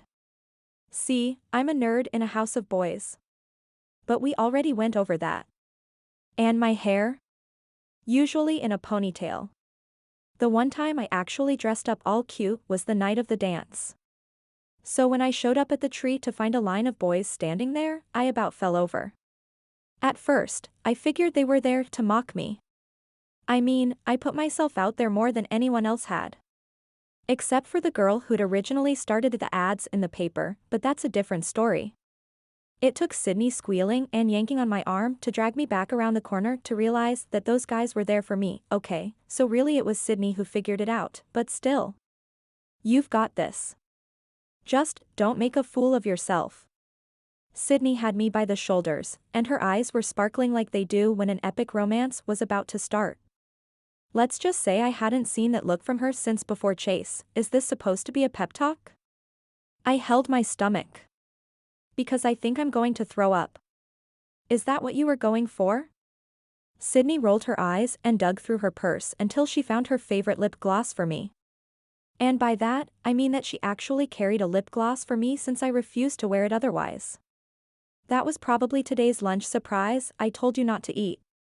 Now, go out there, smile, and pretend it's a basketball game. All the girls are your opponents, literally right now, and the guys are the basket? I guess. You're the ball. You're going to be passed to each one. Hey, Sydney? Yeah. Your analogy just got weird. Now, let me go so I can get this over with. I applied the lip gloss she held right in front of my face, then straightened my skirt and sweater. Sydney? Want me to push you out there? Yes, please. I had butterflies that were fighting with the lunch surprise, and I wasn't sure I was going to make it through this. Sydney nudged me out, and I did my best to get into game mode. Even though her attempt was abysmal, it still helped me get centered. I knew what I was looking for: the height, his voice, his personality. It was too bad I didn't have a tiger mask, but I'd work with what I had. Focus. Hey, how's it going? Cool, calm, collected. Not freaking out at all. Good job, Paige, pretty good. Great game last night. The guy stared down at me with a grin, his blue eyes hopeful. Too bad it wasn't Tiger Boy's voice. And he carried himself differently. I grinned. Thanks. It was a tough game. See you in science class. He was clearly disappointed, but still nodded and waved. See ya. Good luck on your project. Thanks. I moved on to the next guy. He was almost my height, which made him about 4 inches shorter than Tiger Boy. Hey, Carson. How's math class? Torture. You? Yup. I moved on with a wave. Nice kid, but he wasn't Tiger Boy. Hopefully he'd still be willing to help me with math after this. IT continued on about the same way as the first few. I went from one guy to the next and talked to them, thanked them for coming, then moved on to the next. Some seemed disappointed, but others just shrugged and left with their friends. I'd talked to those who were close to his height a little longer, but their voices weren't the same. By the time lunch was over, I knew he wasn't here. 100 different guys, but not the right guy. And strangely, I was okay with it. Maybe Sydney had been right. Maybe I was making too much of it. But even then, I was proud of myself. I'd done a hard thing and somehow survived. Most of the guys would probably never talk to me again, and I was pretty sure that even though I hadn't picked one of them, the other girls wouldn't speak to me for a while either. Besides, some of those guys I just brushed off were really cool, and the fact that they showed up told me that I might stand a chance with them once I got over Chase, and this crush on a dude in a tiger mask. None of them? Are you sure? Sydney looped her arm through mine. Nope. But Brady has a crush on you. He wanted me to ask you out for next Friday. I told him he'd better do it himself or you'd say no. I stopped at my locker and took out my books for English. Sydney's eyebrows shot up. Brady as in, bleach blonde surfer dude, with killer dimples and awesome blue eyes? Yeah. Him. Why? Because I've been dying for him to ask me out for months. Sydney squealed. I'm going to go find him right now. Uh.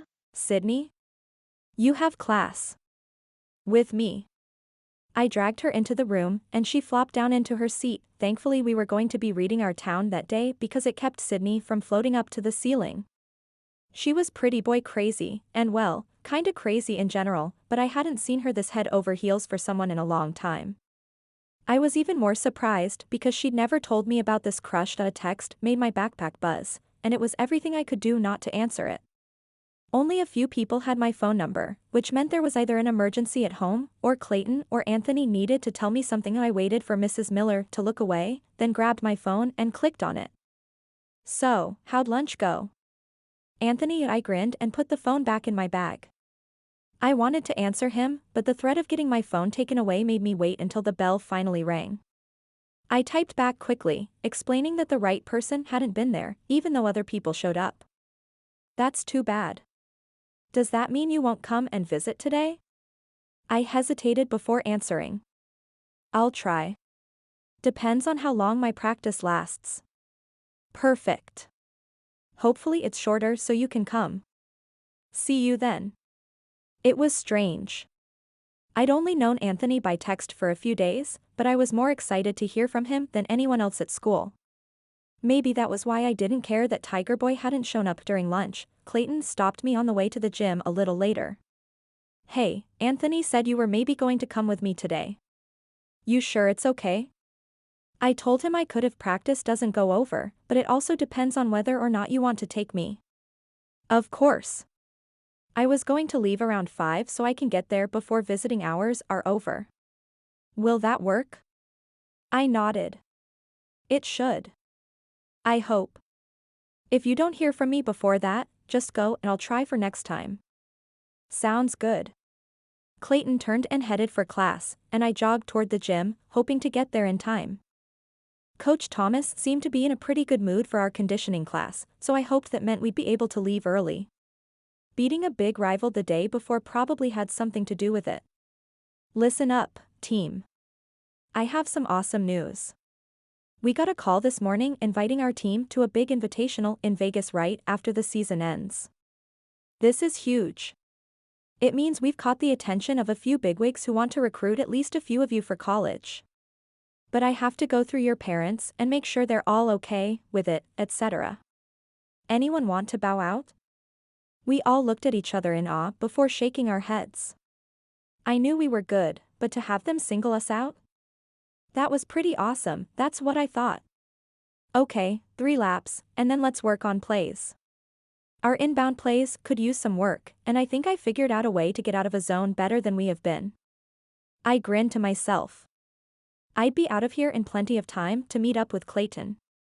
Clayton leaned against his car, waiting for me when I got out of practice. "Want to take your car home first so we don't have to come back here?" Yeah. "That's a good idea." I found my keys and climbed into my car, praying it would warm up fast. I'd showered in the locker room so I wouldn't have to at home, and my hair was freezing, literally, in the wintry air. I was ready for this cold snap to be over already. He parked in front and waited while I ran in, grabbed the start of our dragon, and ran back out to his car, then stopped. Avery was in the car. I don't know how I'd missed that at the school, but I wasn't super thrilled to be sharing a ride with her. Her glare told me she felt the same way as I climbed in. Clayton glanced between us before pulling out onto the street. "Sorry, I guess I should have told both of you the other was coming." I raised my eyebrow. "You didn't have time between the school and my house?" "Or her house and the school?" Avery turned and shot me a dirty look. I got in his car at the school. "This is going to be fun," he muttered to himself. I chose to stay quiet as I slipped the dragon parts into my bag. No need for her to ask questions about it. I pulled out my phone and sent a quick text to Anthony. "We're on our way. And by we, I mean Avery is coming too." "Great. Thanks for the warning. Don't let her bully you. If she does, just start talking basketball. That'll shut her up pretty quick." I snorted. "No sports for her, huh?" "No, she didn't make the team." "Oh. I don't remember her trying out. But then I don't know that I would have noticed. I'm a little zoned out of reality once I get on the court. I know the feeling. See you in a bit." I'm going to get cleaned up.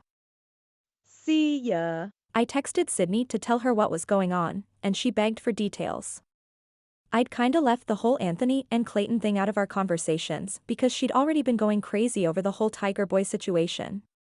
But since I wasn't sure I was going to survive the night, I figured I could use an outside witness. It took her a bit to respond, and when she did, it was mostly all emojis and exclamation points about how I should just forget Tiger Boy because this was so much more exciting anyway.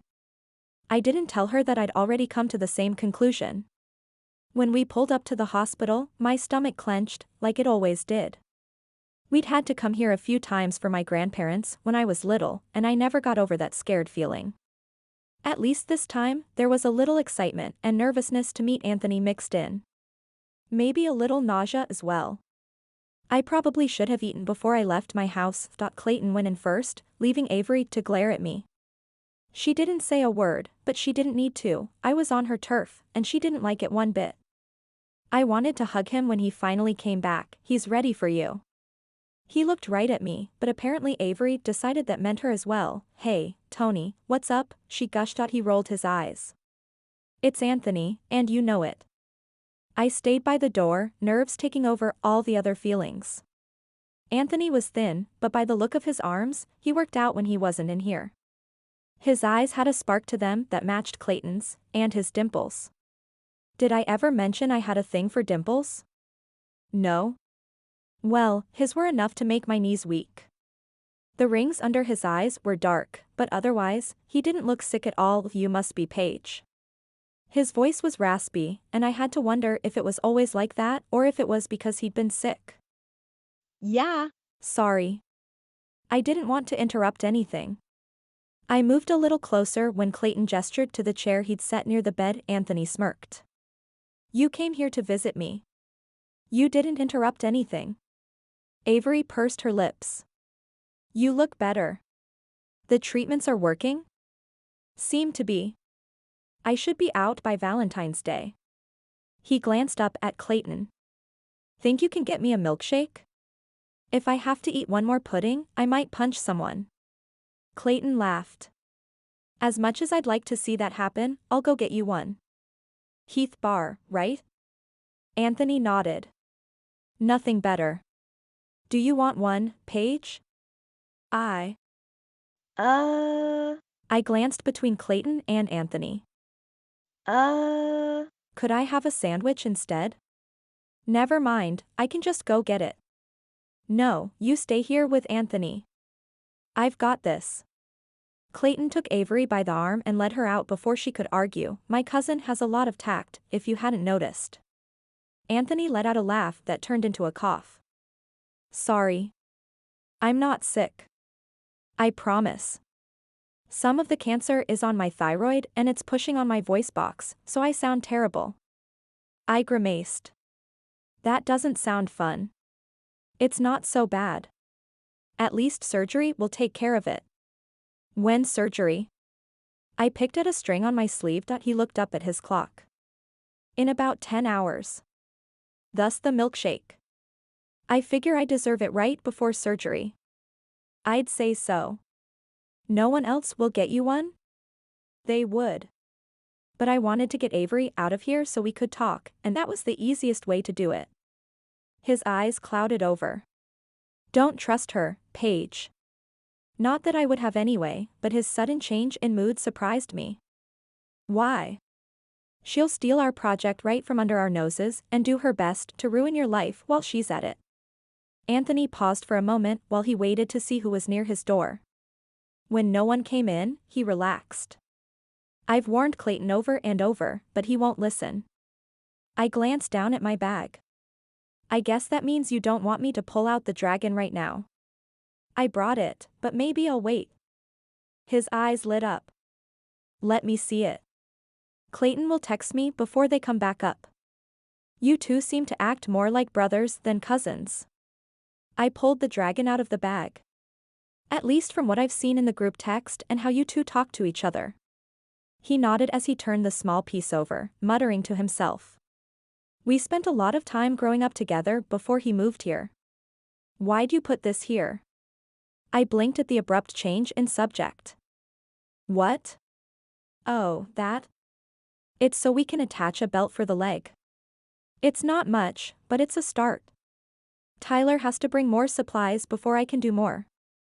Anthony's phone buzzed. And that would be Clayton. Here you go. Oh, and take that folder right there as well. It's the research I did. You can change whatever you need to, and then I can type it up again later. Thanks. I put the dragon away, then the folder. Thanks. Normally I don't mind doing the research part, but this'll give me more time to work on the other stuff. The door opened, and Avery walked in with a milkshake for Anthony while Clayton had his arms filled with my sandwich and 2 more milkshakes. I know you didn't ask for a shake, but the ones here are the best and I didn't want you to miss out. Clayton handed my food to me. And put your money away. This was on me. I kinda dragged you here, so I figured I should feed you. Avery rolled her eyes. Ever the gentleman. He really is. I set my shake on the tray table next to me and took a bite of my sandwich. Oh, man. This is good. Thank you. Avery looked at me in disgust, and I realized I just talked with my mouth open. Have I mentioned I live with all brothers? Besides, I didn't even care. The sandwich was that good, so, Paige. I heard it was quite the spectacle today during lunch. You actually had people show up for your ad? Avery's smirk was somewhere between jealousy and mocking. I shrugged and finished chewing my bite before answering this time. It was actually kind of fun. Lots of friends came, and even though the person didn't come that I'd hoped for, it was still eye-opening for me. I just hope no one hates me for not choosing them. She snorted but kept her retort to herself. Clayton glanced between the two of us, then over at Anthony. Am I the only one who missed something? What are you talking about? Clayton asked, eyebrows raised. It was nothing. Not really, anyway. I hung out with a guy at a New Year's dance and Sydney pulled me away before I could find out who he was. So, you know those ads in the school paper? The ones for the dance. I put one in and told the guy to meet me today, and while lots of guys showed up, he didn't. I shrugged. It's not a big deal. I'm sure he's out there. I just don't know if I'll find him. Clayton looked over at Anthony in surprise and almost said something, but he was interrupted by a large and rather intimidating nurse. All right, kids, we let you stay here way longer than we should have, and I'm the one taking the heat. You can come back tomorrow. Oh, and Clayton, tell your aunt I'll need to chat with her tomorrow. I can't get a hold of her. She's probably sleeping. I'll let her know. He gave the nurse a high five as he left the room, Avery trailing after him. I waited for them to leave. Thanks again for inviting me. I'll keep you in my prayers tonight so the surgery will go well tomorrow. Anthony reached out and took my hand. You don't know how much that means. And Paige? If the guy is worth it, he'll find you. I can't imagine him not looking for you after spending so much time with you. I smiled, willing myself not to tear up. Thank you. Good luck in the morning. As I left his room with a promise that I'd be back as soon as I could, I smiled at 2 things. Clayton knew something he wasn't telling me, and the feel of Anthony's hand on mine made me feel the same giddiness I'd felt that night after Tiger Boy's kiss. Chapter 7. The next few weeks were a jumble of texting with Anthony, basketball, school, and of course, working on the dragon. It was coming along nicely, and actually looked like a body of a dragon. Clayton had been working on the wings, careful to make sure they'd fit the body instead of making it tip over. Anthony would do a video messaging call when he felt up to it, but he'd have to use the chat feature because he wasn't allowed to talk quite yet. Avery stayed away most of the time. She had her own volcano project to work on, and it allowed us to do more on the dragon when she wasn't around. I'd wondered a few times why Clayton didn't break up with her, but I caught them during lunch one day and saw the other side of her. Caring, giggly, and they were clearly in their own world. Earth to Paige. I need that screwdriver you're holding. Clayton waved his hand in front of my face. Where were you? Thinking about you and your girlfriend wasn't exactly the best answer, so I went with the science fair instead. Do you think there will be other robots there? Maybe. But will they be as cool as this one? Probably not. Check this out.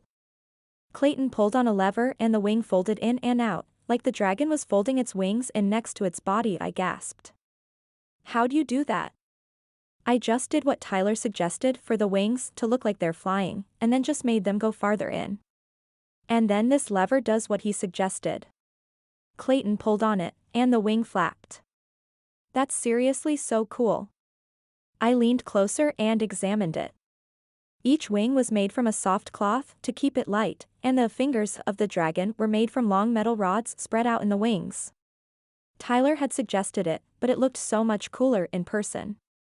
You did the gears differently from what Tyler said here. Are you sure it's going to connect to the body correctly? He nodded and moved over to the part I'd been working on and attached it. He used more gears, and I was worried it would be too heavy. This way, it works better. See? I picked up his phone so Anthony could see what he was doing as well. That's seriously so cool. Now just do the same thing on the other side so it'll balance out. Anthony waved his hand, then typed on the computer. That's super cool, and I think it'll work better, but I also think the legs will need all the gears he suggested. And for the tail, what about a long series of gears so it swishes when it moves? You know, like those old wood toy snakes, I laughed. You two must be related. Look what Clayton found us. I held up the tail Clayton had built at home. It was tiny 3D printed pieces that interlocked so it could swish like a tail. We'll use the printer for a few other things like the spikes along its back, and Clayton already started on its head. Virtual high five. That looks cooler than I pictured. Clayton gave his phone a high five, then went back to work. I think we might actually have it ready a few days early. That'll give us time to tweak your paper and have it all ready too. And then we're going to win all the prizes. I went back to the body and carefully attached the bionic connectors. I still can't believe Mr. Stevens found these for us. That's what happens when your teacher really, really wants to win the science fair. Clayton laughed and connected the second wing. Okay, let's see if this is going to work. We stepped back, and Clayton took the small remote. It was his dragon, so he would get the maiden voyage. I just hoped for his sake that it would work. The bionic gears inside the body lit up, and the wings lifted, then dropped as Clayton steered it. They worked. Whether they'd fly was another issue, but for now, they at least moved up and down. We cheered and Clayton pulled me into a hug to whirl me around, which wasn't hard since he was nearly twice my size. We both gave Anthony a virtual high five just as the doorbell rang. I checked the clock and gasped. We'd been working for 3 straight hours, and I was now running late for my game. We've gotta go. Leave those things, and I can clean them up later. Anthony, I'll talk to you after my game, okay? He waved as I shooed Clayton toward the door so I could get ready. It wasn't until I was changed and ready that I realized it was Avery who had rung the doorbell, and she was still there, cooing over all the moving parts. What are you doing here? The words came out angrier than I'd meant, but Clayton should have known better than to let her near our project. It was due next week, and we couldn't afford to make any changes. Relax. I just wanted to see what Clayton has been doing. Avery's phone flashed as she put it in her pocket. Delete that. I was shaking by now as Anthony's warning ran through my mind. Avery looked at me in mock surprise. Delete what? I pointed at her pocket. You took a picture of the project. Delete it. Now. Clayton glanced between us. Did you take a picture? Of course I didn't. She's losing it. Avery turned toward the door. You'd better get going if you're going to make your game. No. Delete it. Now. I knew I was skating on thin ice with getting to the school on time, but I wasn't about to have her copy our work. Clayton held out a hand. Let me see your phone. Avery glared at me, then at him before yanking her phone out of her pocket. Fine. She deleted a picture, but I shook my head. If you took one, you could have taken more. Paige, give me a break. I was with her the whole time. Clayton's voice hardened. She's not going to do something stupid. She took at least one picture. Check her phone. I grabbed my bag and keys and ushered them toward the door. If you don't, I'll have Mr. Stevens check it tomorrow. I made sure the house was locked so she couldn't get back in, then sprinted for my car. The last thing I saw as I drove away was the two of them in a shouting match as he tried to take her phone. Our game was a blowout, but that was all thanks to my teammates. My head was too cluttered with evil project-stealing girlfriends to pay attention to what was happening on the court. I still managed to get several points, but my defense was abysmal, and I lost the ball often enough going down the court that coach put someone else in as point guard. I was not happy to say the least. Hey, Paige, can we talk? Coach Thomas waited for me to jog over to her and put an arm around my shoulders as we walked to the locker room. What was going on tonight? It's nothing. I mean, it's something, but it shouldn't have bothered me so much. I wiped my forehead. I'm sorry I was a mess out there. It won't happen again. Coach studied my face. I've coached you since you were a freshman, and I've never seen you play like that. Something got under your skin, and I want to make sure it doesn't happen again. What's going on? I bit my lip before letting everything spill out about what had happened before the game. Her face was a storm cloud by the time I finished. I know I shouldn't let something like that get to me, but we've worked hard on it. I'll talk to your teacher about it. If she really was taking pictures, that can't go unpunished, and he'll want to know about it. Just please let things settle before your next game. I assume I don't have to tell you they're our biggest rivals, and if we win this, we'll be region champs? No, you don't. And I'll make sure to keep my homework life and my basketball life separate. I didn't like tattling on Avery, and I hoped Clayton wouldn't be too angry with me for confronting her. Maybe instead of texting him and Anthony that night, I just finish my part on the dragon, and then push it aside. All we had left, really, was attaching everything, connecting the wires, and tweaking the report. I could let them do that part without me. I'd helped Clayton's dragon come alive as promised, and now it was his turn to let it fly. Clayton was a little icy toward me the next day, and that hurt worse than I expected. I didn't have the guts to ask him if Avery had more pictures, and at that point I didn't think it was my place to ask. I worked on tweaking the report while he worked on the drawings to go with it, and it almost felt like I couldn't breathe. I'd spent more time talking to him and Anthony over the last few weeks than I had talking to Sydney or anyone else. I practically sprinted out of the classroom as soon as the bell rang to get away from him. That made the next class with him even more awkward, but at least he sat in the back for that one. Maybe demanding that his girlfriend show us her phone wasn't the best thing to do, but I'd been upset. It wasn't until lunch that I heard anything from Anthony. Hey, what's going on there? I haven't heard from either of you since Friday. Sorry, I figured Clayton would have filled you in. I didn't want to add more. Anthony was supposed to be recovering, not worrying about drama. He did. And you were right, by the way. She'd taken several pictures. I think he's more angry with himself for trusting her than he is mad at you. Just give him a little time. Easy for you to say.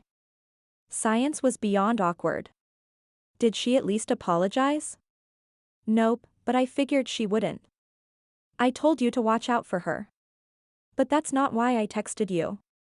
Guess what? What? They did a scan today, and everything is gone. As soon as I get the all clear, I'm out of here. I grinned. Seriously? That's amazing.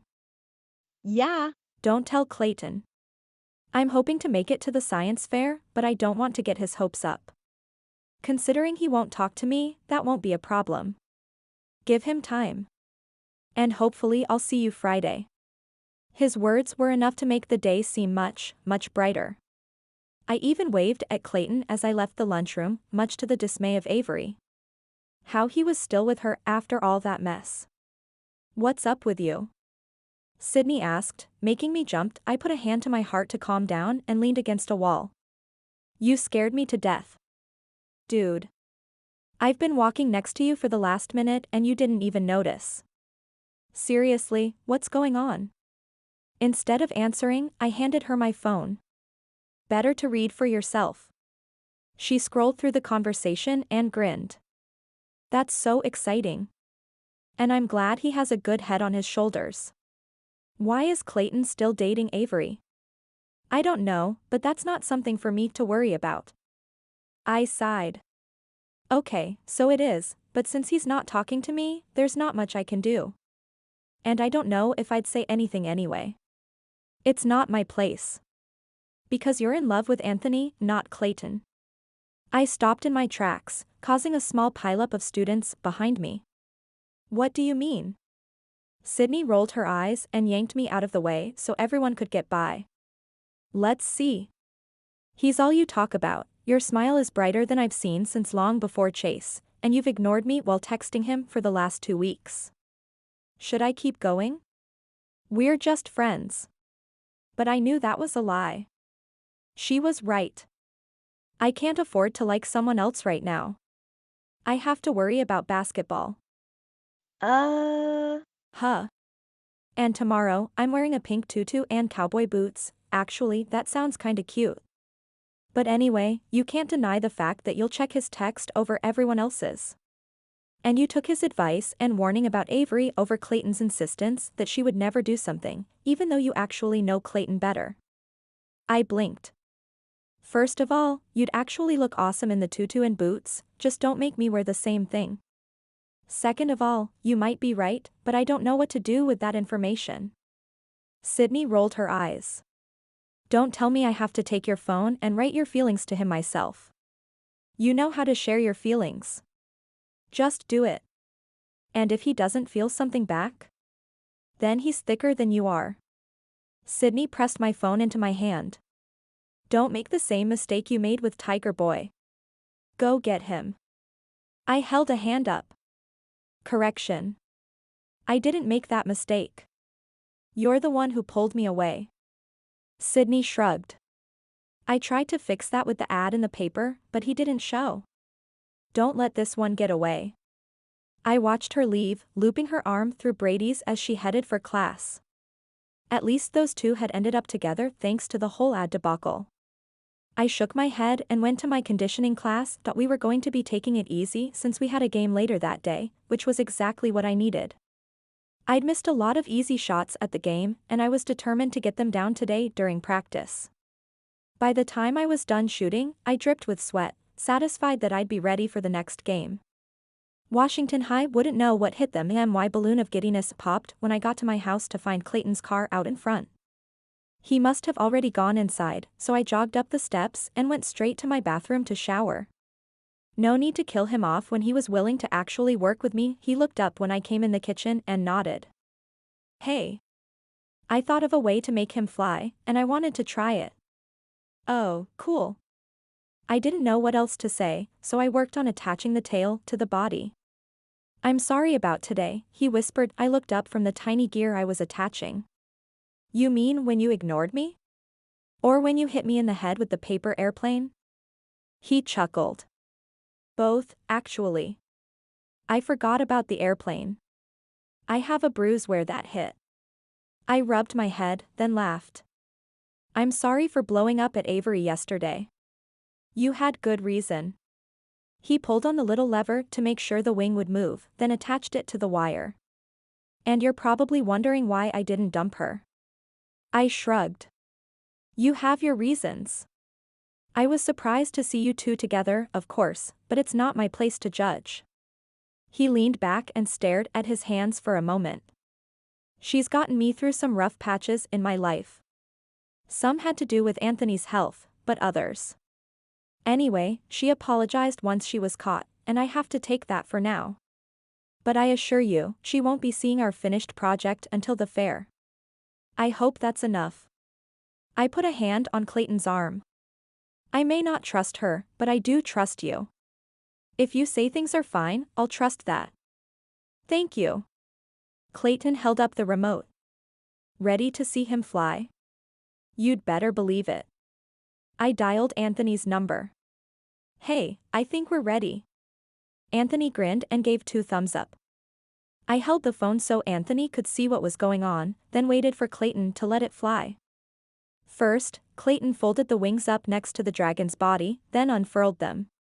I reached forward and straightened the material, then stepped back. We'd need to tighten that before it was ready. Next, the tail and head moved, and I squealed as the dragon came to life. One of the gears near the end of the tail would need to be fixed, but otherwise, they worked. Hold on. Clayton twisted the tail just a little, then tried again. There we go. Ready? Here's the scary part. We're sure everything is secure in case it crash lands? We both checked it. I backed up to the edge of the room so I wouldn't be in the way. Okay, Anthony. You're taking notes, right?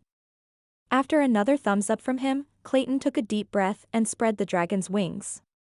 The legs bent, then straightened, making it spring off the table.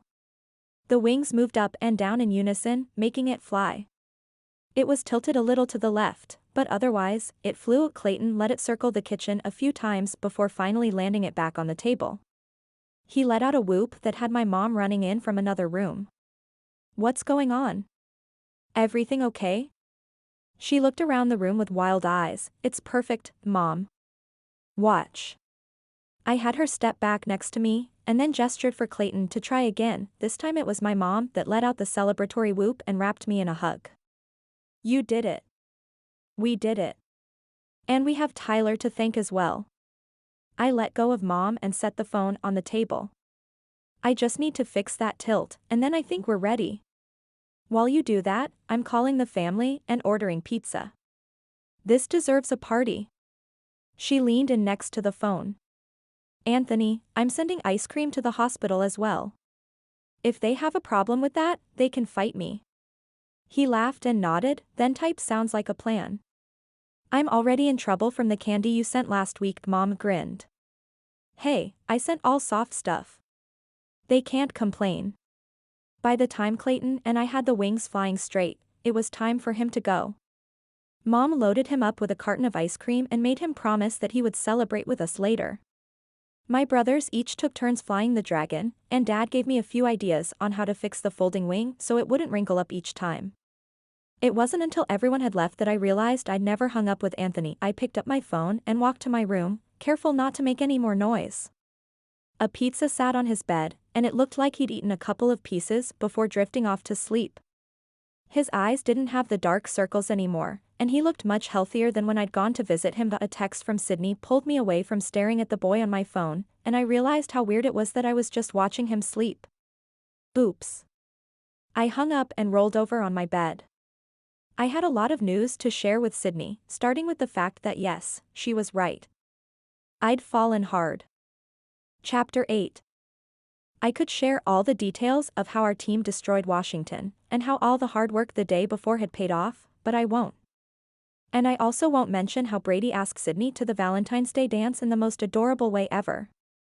Instead, I'm going to skip to the science fair.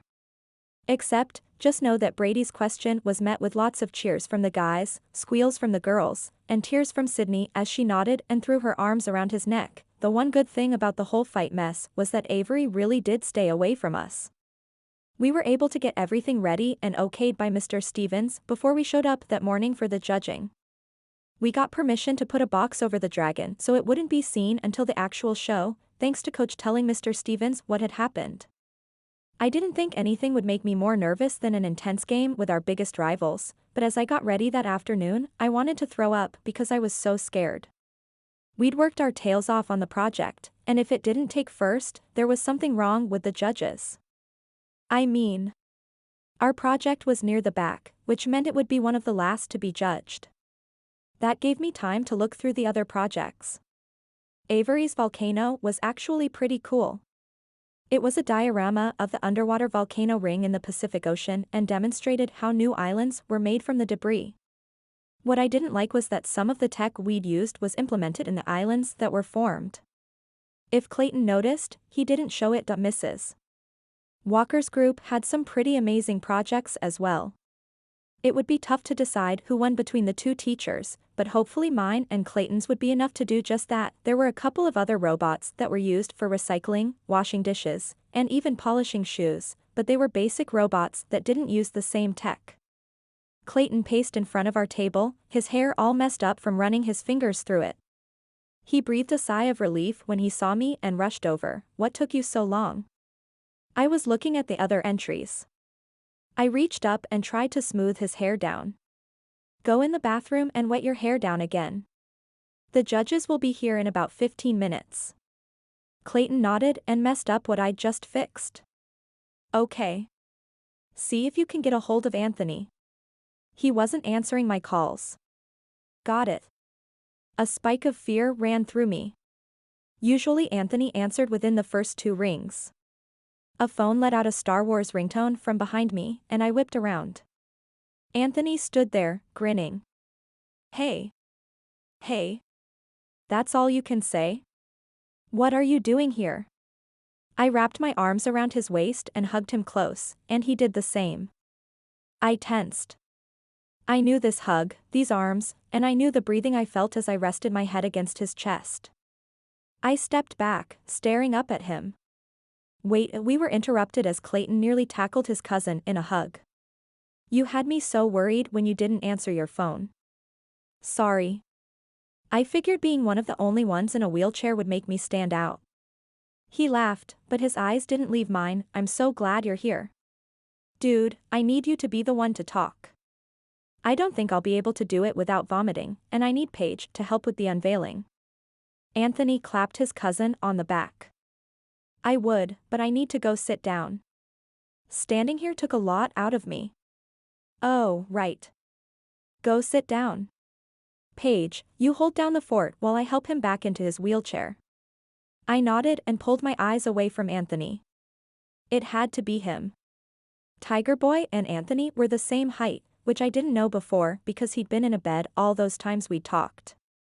And with the way the cancer had messed with his voice, I hadn't been able to recognize him. But still, so many questions ran through my head. Paige? Are you ready? Mr. Stevens' voice broke through my thoughts. Hi, yes. I just need Clayton. Ah. Here he is. I was rattled, and I needed to get my game face back on. I picked up the microphone next to the table and made sure it was on. I'll be talking for us. Unless you want to, Clayton? No? Okay. I will. The judges wrote something down on their clipboards, and I knew I was losing them. I had to do this. For me. For Clayton, for Anthony, for Tiger Boy. Dragons are creatures from mythology. Strong, intimidating, and of course, not real. But they could be. I lifted the handle on the box and the judges instantly moved closer to see the dragon in front of them. That we'd gone all out with the painting of the dragon. We wanted it to look as real as possible, and right then, with all the judges staring down at it, I knew we'd hit it right on the nose. I nodded to Clayton, who picked up the remote. He moved the dragon's head up and down, then wagged its tail. Flashes from cameras went off all around us. Of course, a dragon wouldn't be a dragon without its powerful wings. Anthony held out a hand, and I gave him the microphone. Using gears, wires, levers, and with a little help from bionics, this little guy here, well, Clayton, maybe you should show them. Clayton grinned, winked at me, then made the dragon push off the table and into the air. The space was much better than my kitchen to see what the dragon could do, and I couldn't help but tear up as he soared in and around the lights before coming back to land in front of us.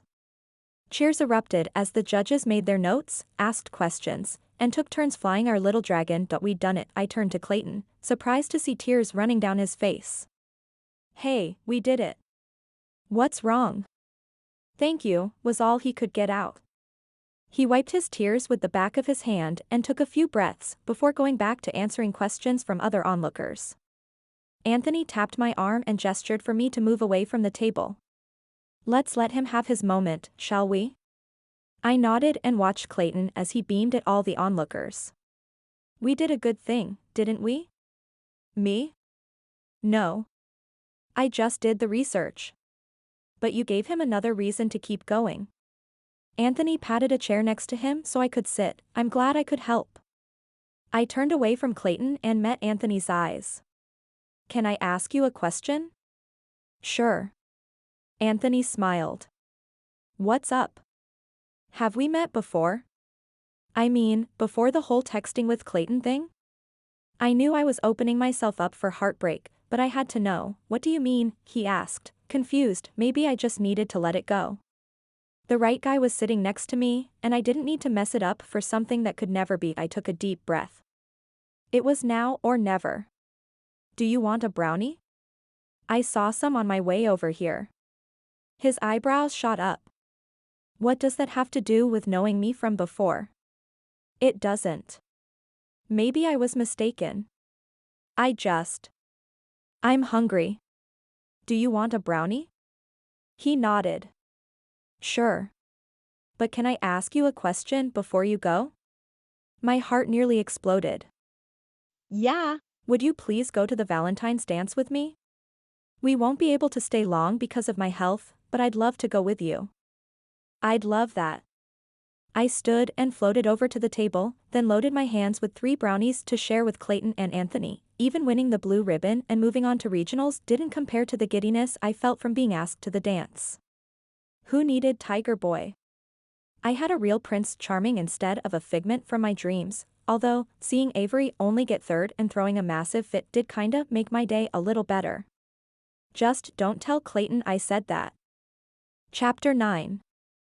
I probably don't have to mention again that being the little sister of so many brothers meant that I hated dresses.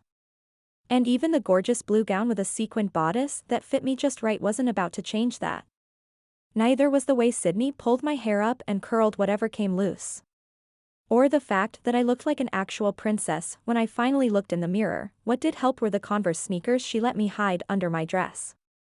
No heels for me, thanks. That was a one-time thing for New Year's. Clayton was the one who showed up at my doorstep to take me to the dance, and by the look on his face, something was wrong. Wow, Paige. You look beautiful. He stared down at me in awe before shaking his head to clear it. Anthony isn't feeling well and asked if it would be okay, just to have a makeshift dance at his house instead. So, I'd gotten dressed up for nothing? Of course. Let me go change into something not so frilly. Wait, no. Wear that. Seriously, he needs to see you in that dress. Clayton handed me the corsage Anthony was supposed to give me and led me out to his car. Before I open the door, I just want to say, please be nice to Avery. It hasn't been her week. I'll be good. I promise. And I meant it. Truth was, after the science fair, she'd actually chilled out quite a bit. She still wasn't my bestie, but we tolerated each other. You look nice, Paige. Avery kept her eyes to the front of the car, but at least she'd said something to me. You do too. Pink is your color. And you should do that with your hair more often. Thanks. Clayton glanced between us, but didn't say anything as he pulled out onto the road. Anthony lived about 15 minutes from me in a huge house that screamed modern with its sharp edges, horizontal windows, and perfectly groomed yard. Just go up and ring the bell. His mom will let you in. I raised an eyebrow. You're not coming in? He shook his head. Avery is on the dance committee, so she can't miss it. We'll be over after the dance, though. Okay. This was the first time I'd really been with just Anthony since we'd met. There was the time in the hospital, but that didn't really count. I lifted my skirt a little so it wouldn't get muddy as I went up the steps, then paused before I rang the doorbell. A footsteps sounded in the hall before a short woman answered the door. She looked a lot like Anthony, including the smile on her face. Welcome. You must be Paige. I'm Linda, but you can call me Mom. Okay. I followed her in, and we went through the house and to the back door. Anthony's out here? He is. She opened the door and waited for me to go through before shutting it behind me.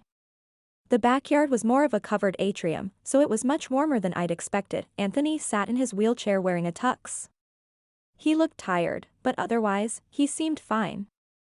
Wow, you look beautiful. Thanks.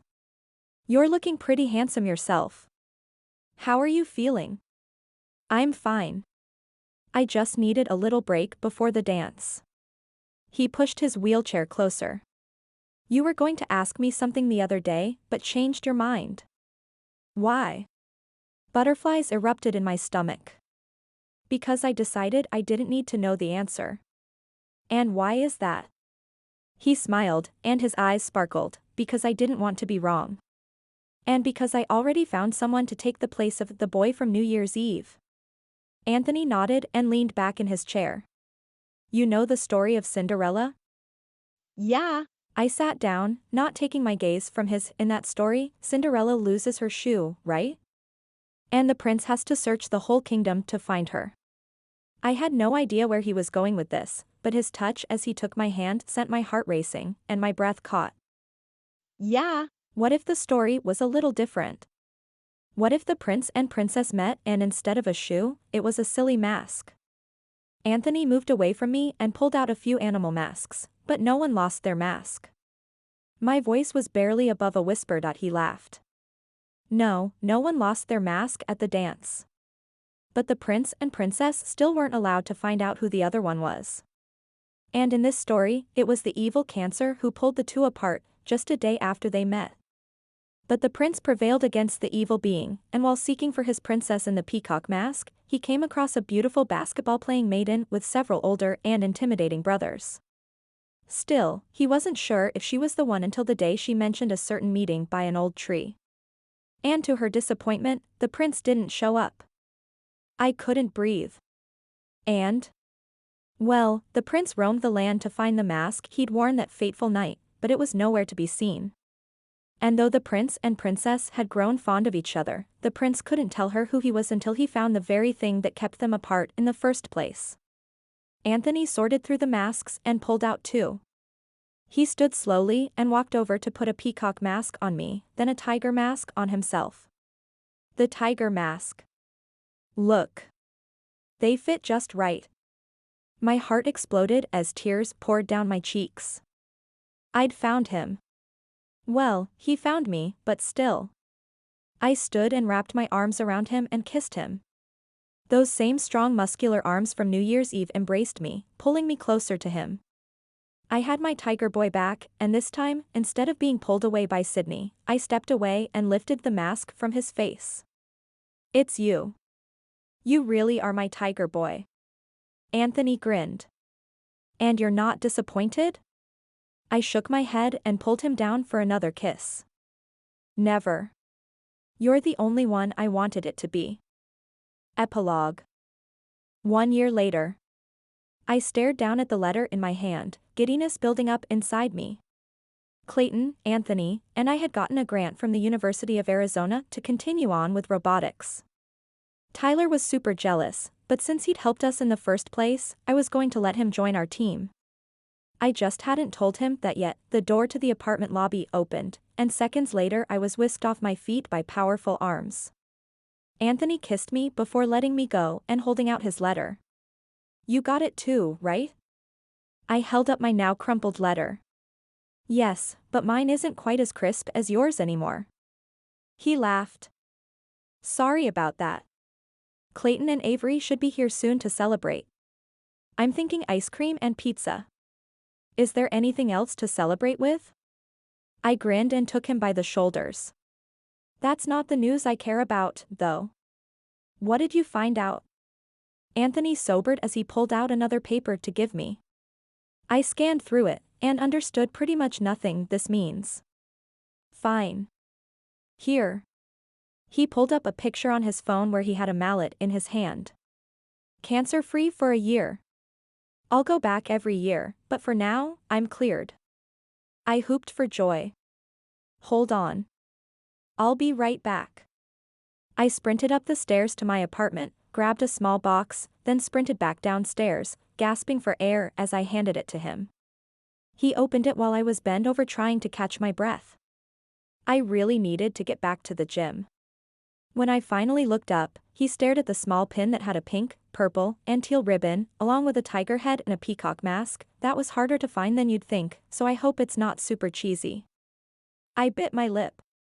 Maybe it was a bit much. Maybe just doing the pin with the ribbon would have been better. He cleared his throat and blinked several times before pinning it to his shirt. It's perfect. Oh, good, I tried to say, but the last word was smothered by his kiss and sounded more like gum. I love you, Paige. I love you too, my tiger boy. This has been My Secret New Year's Kiss by Jaclyn Weist. I hope you have enjoyed the story. Make sure to check out my other audiobooks. You can also check out my ebooks and book bundles at www.jaclynweistbooks.com.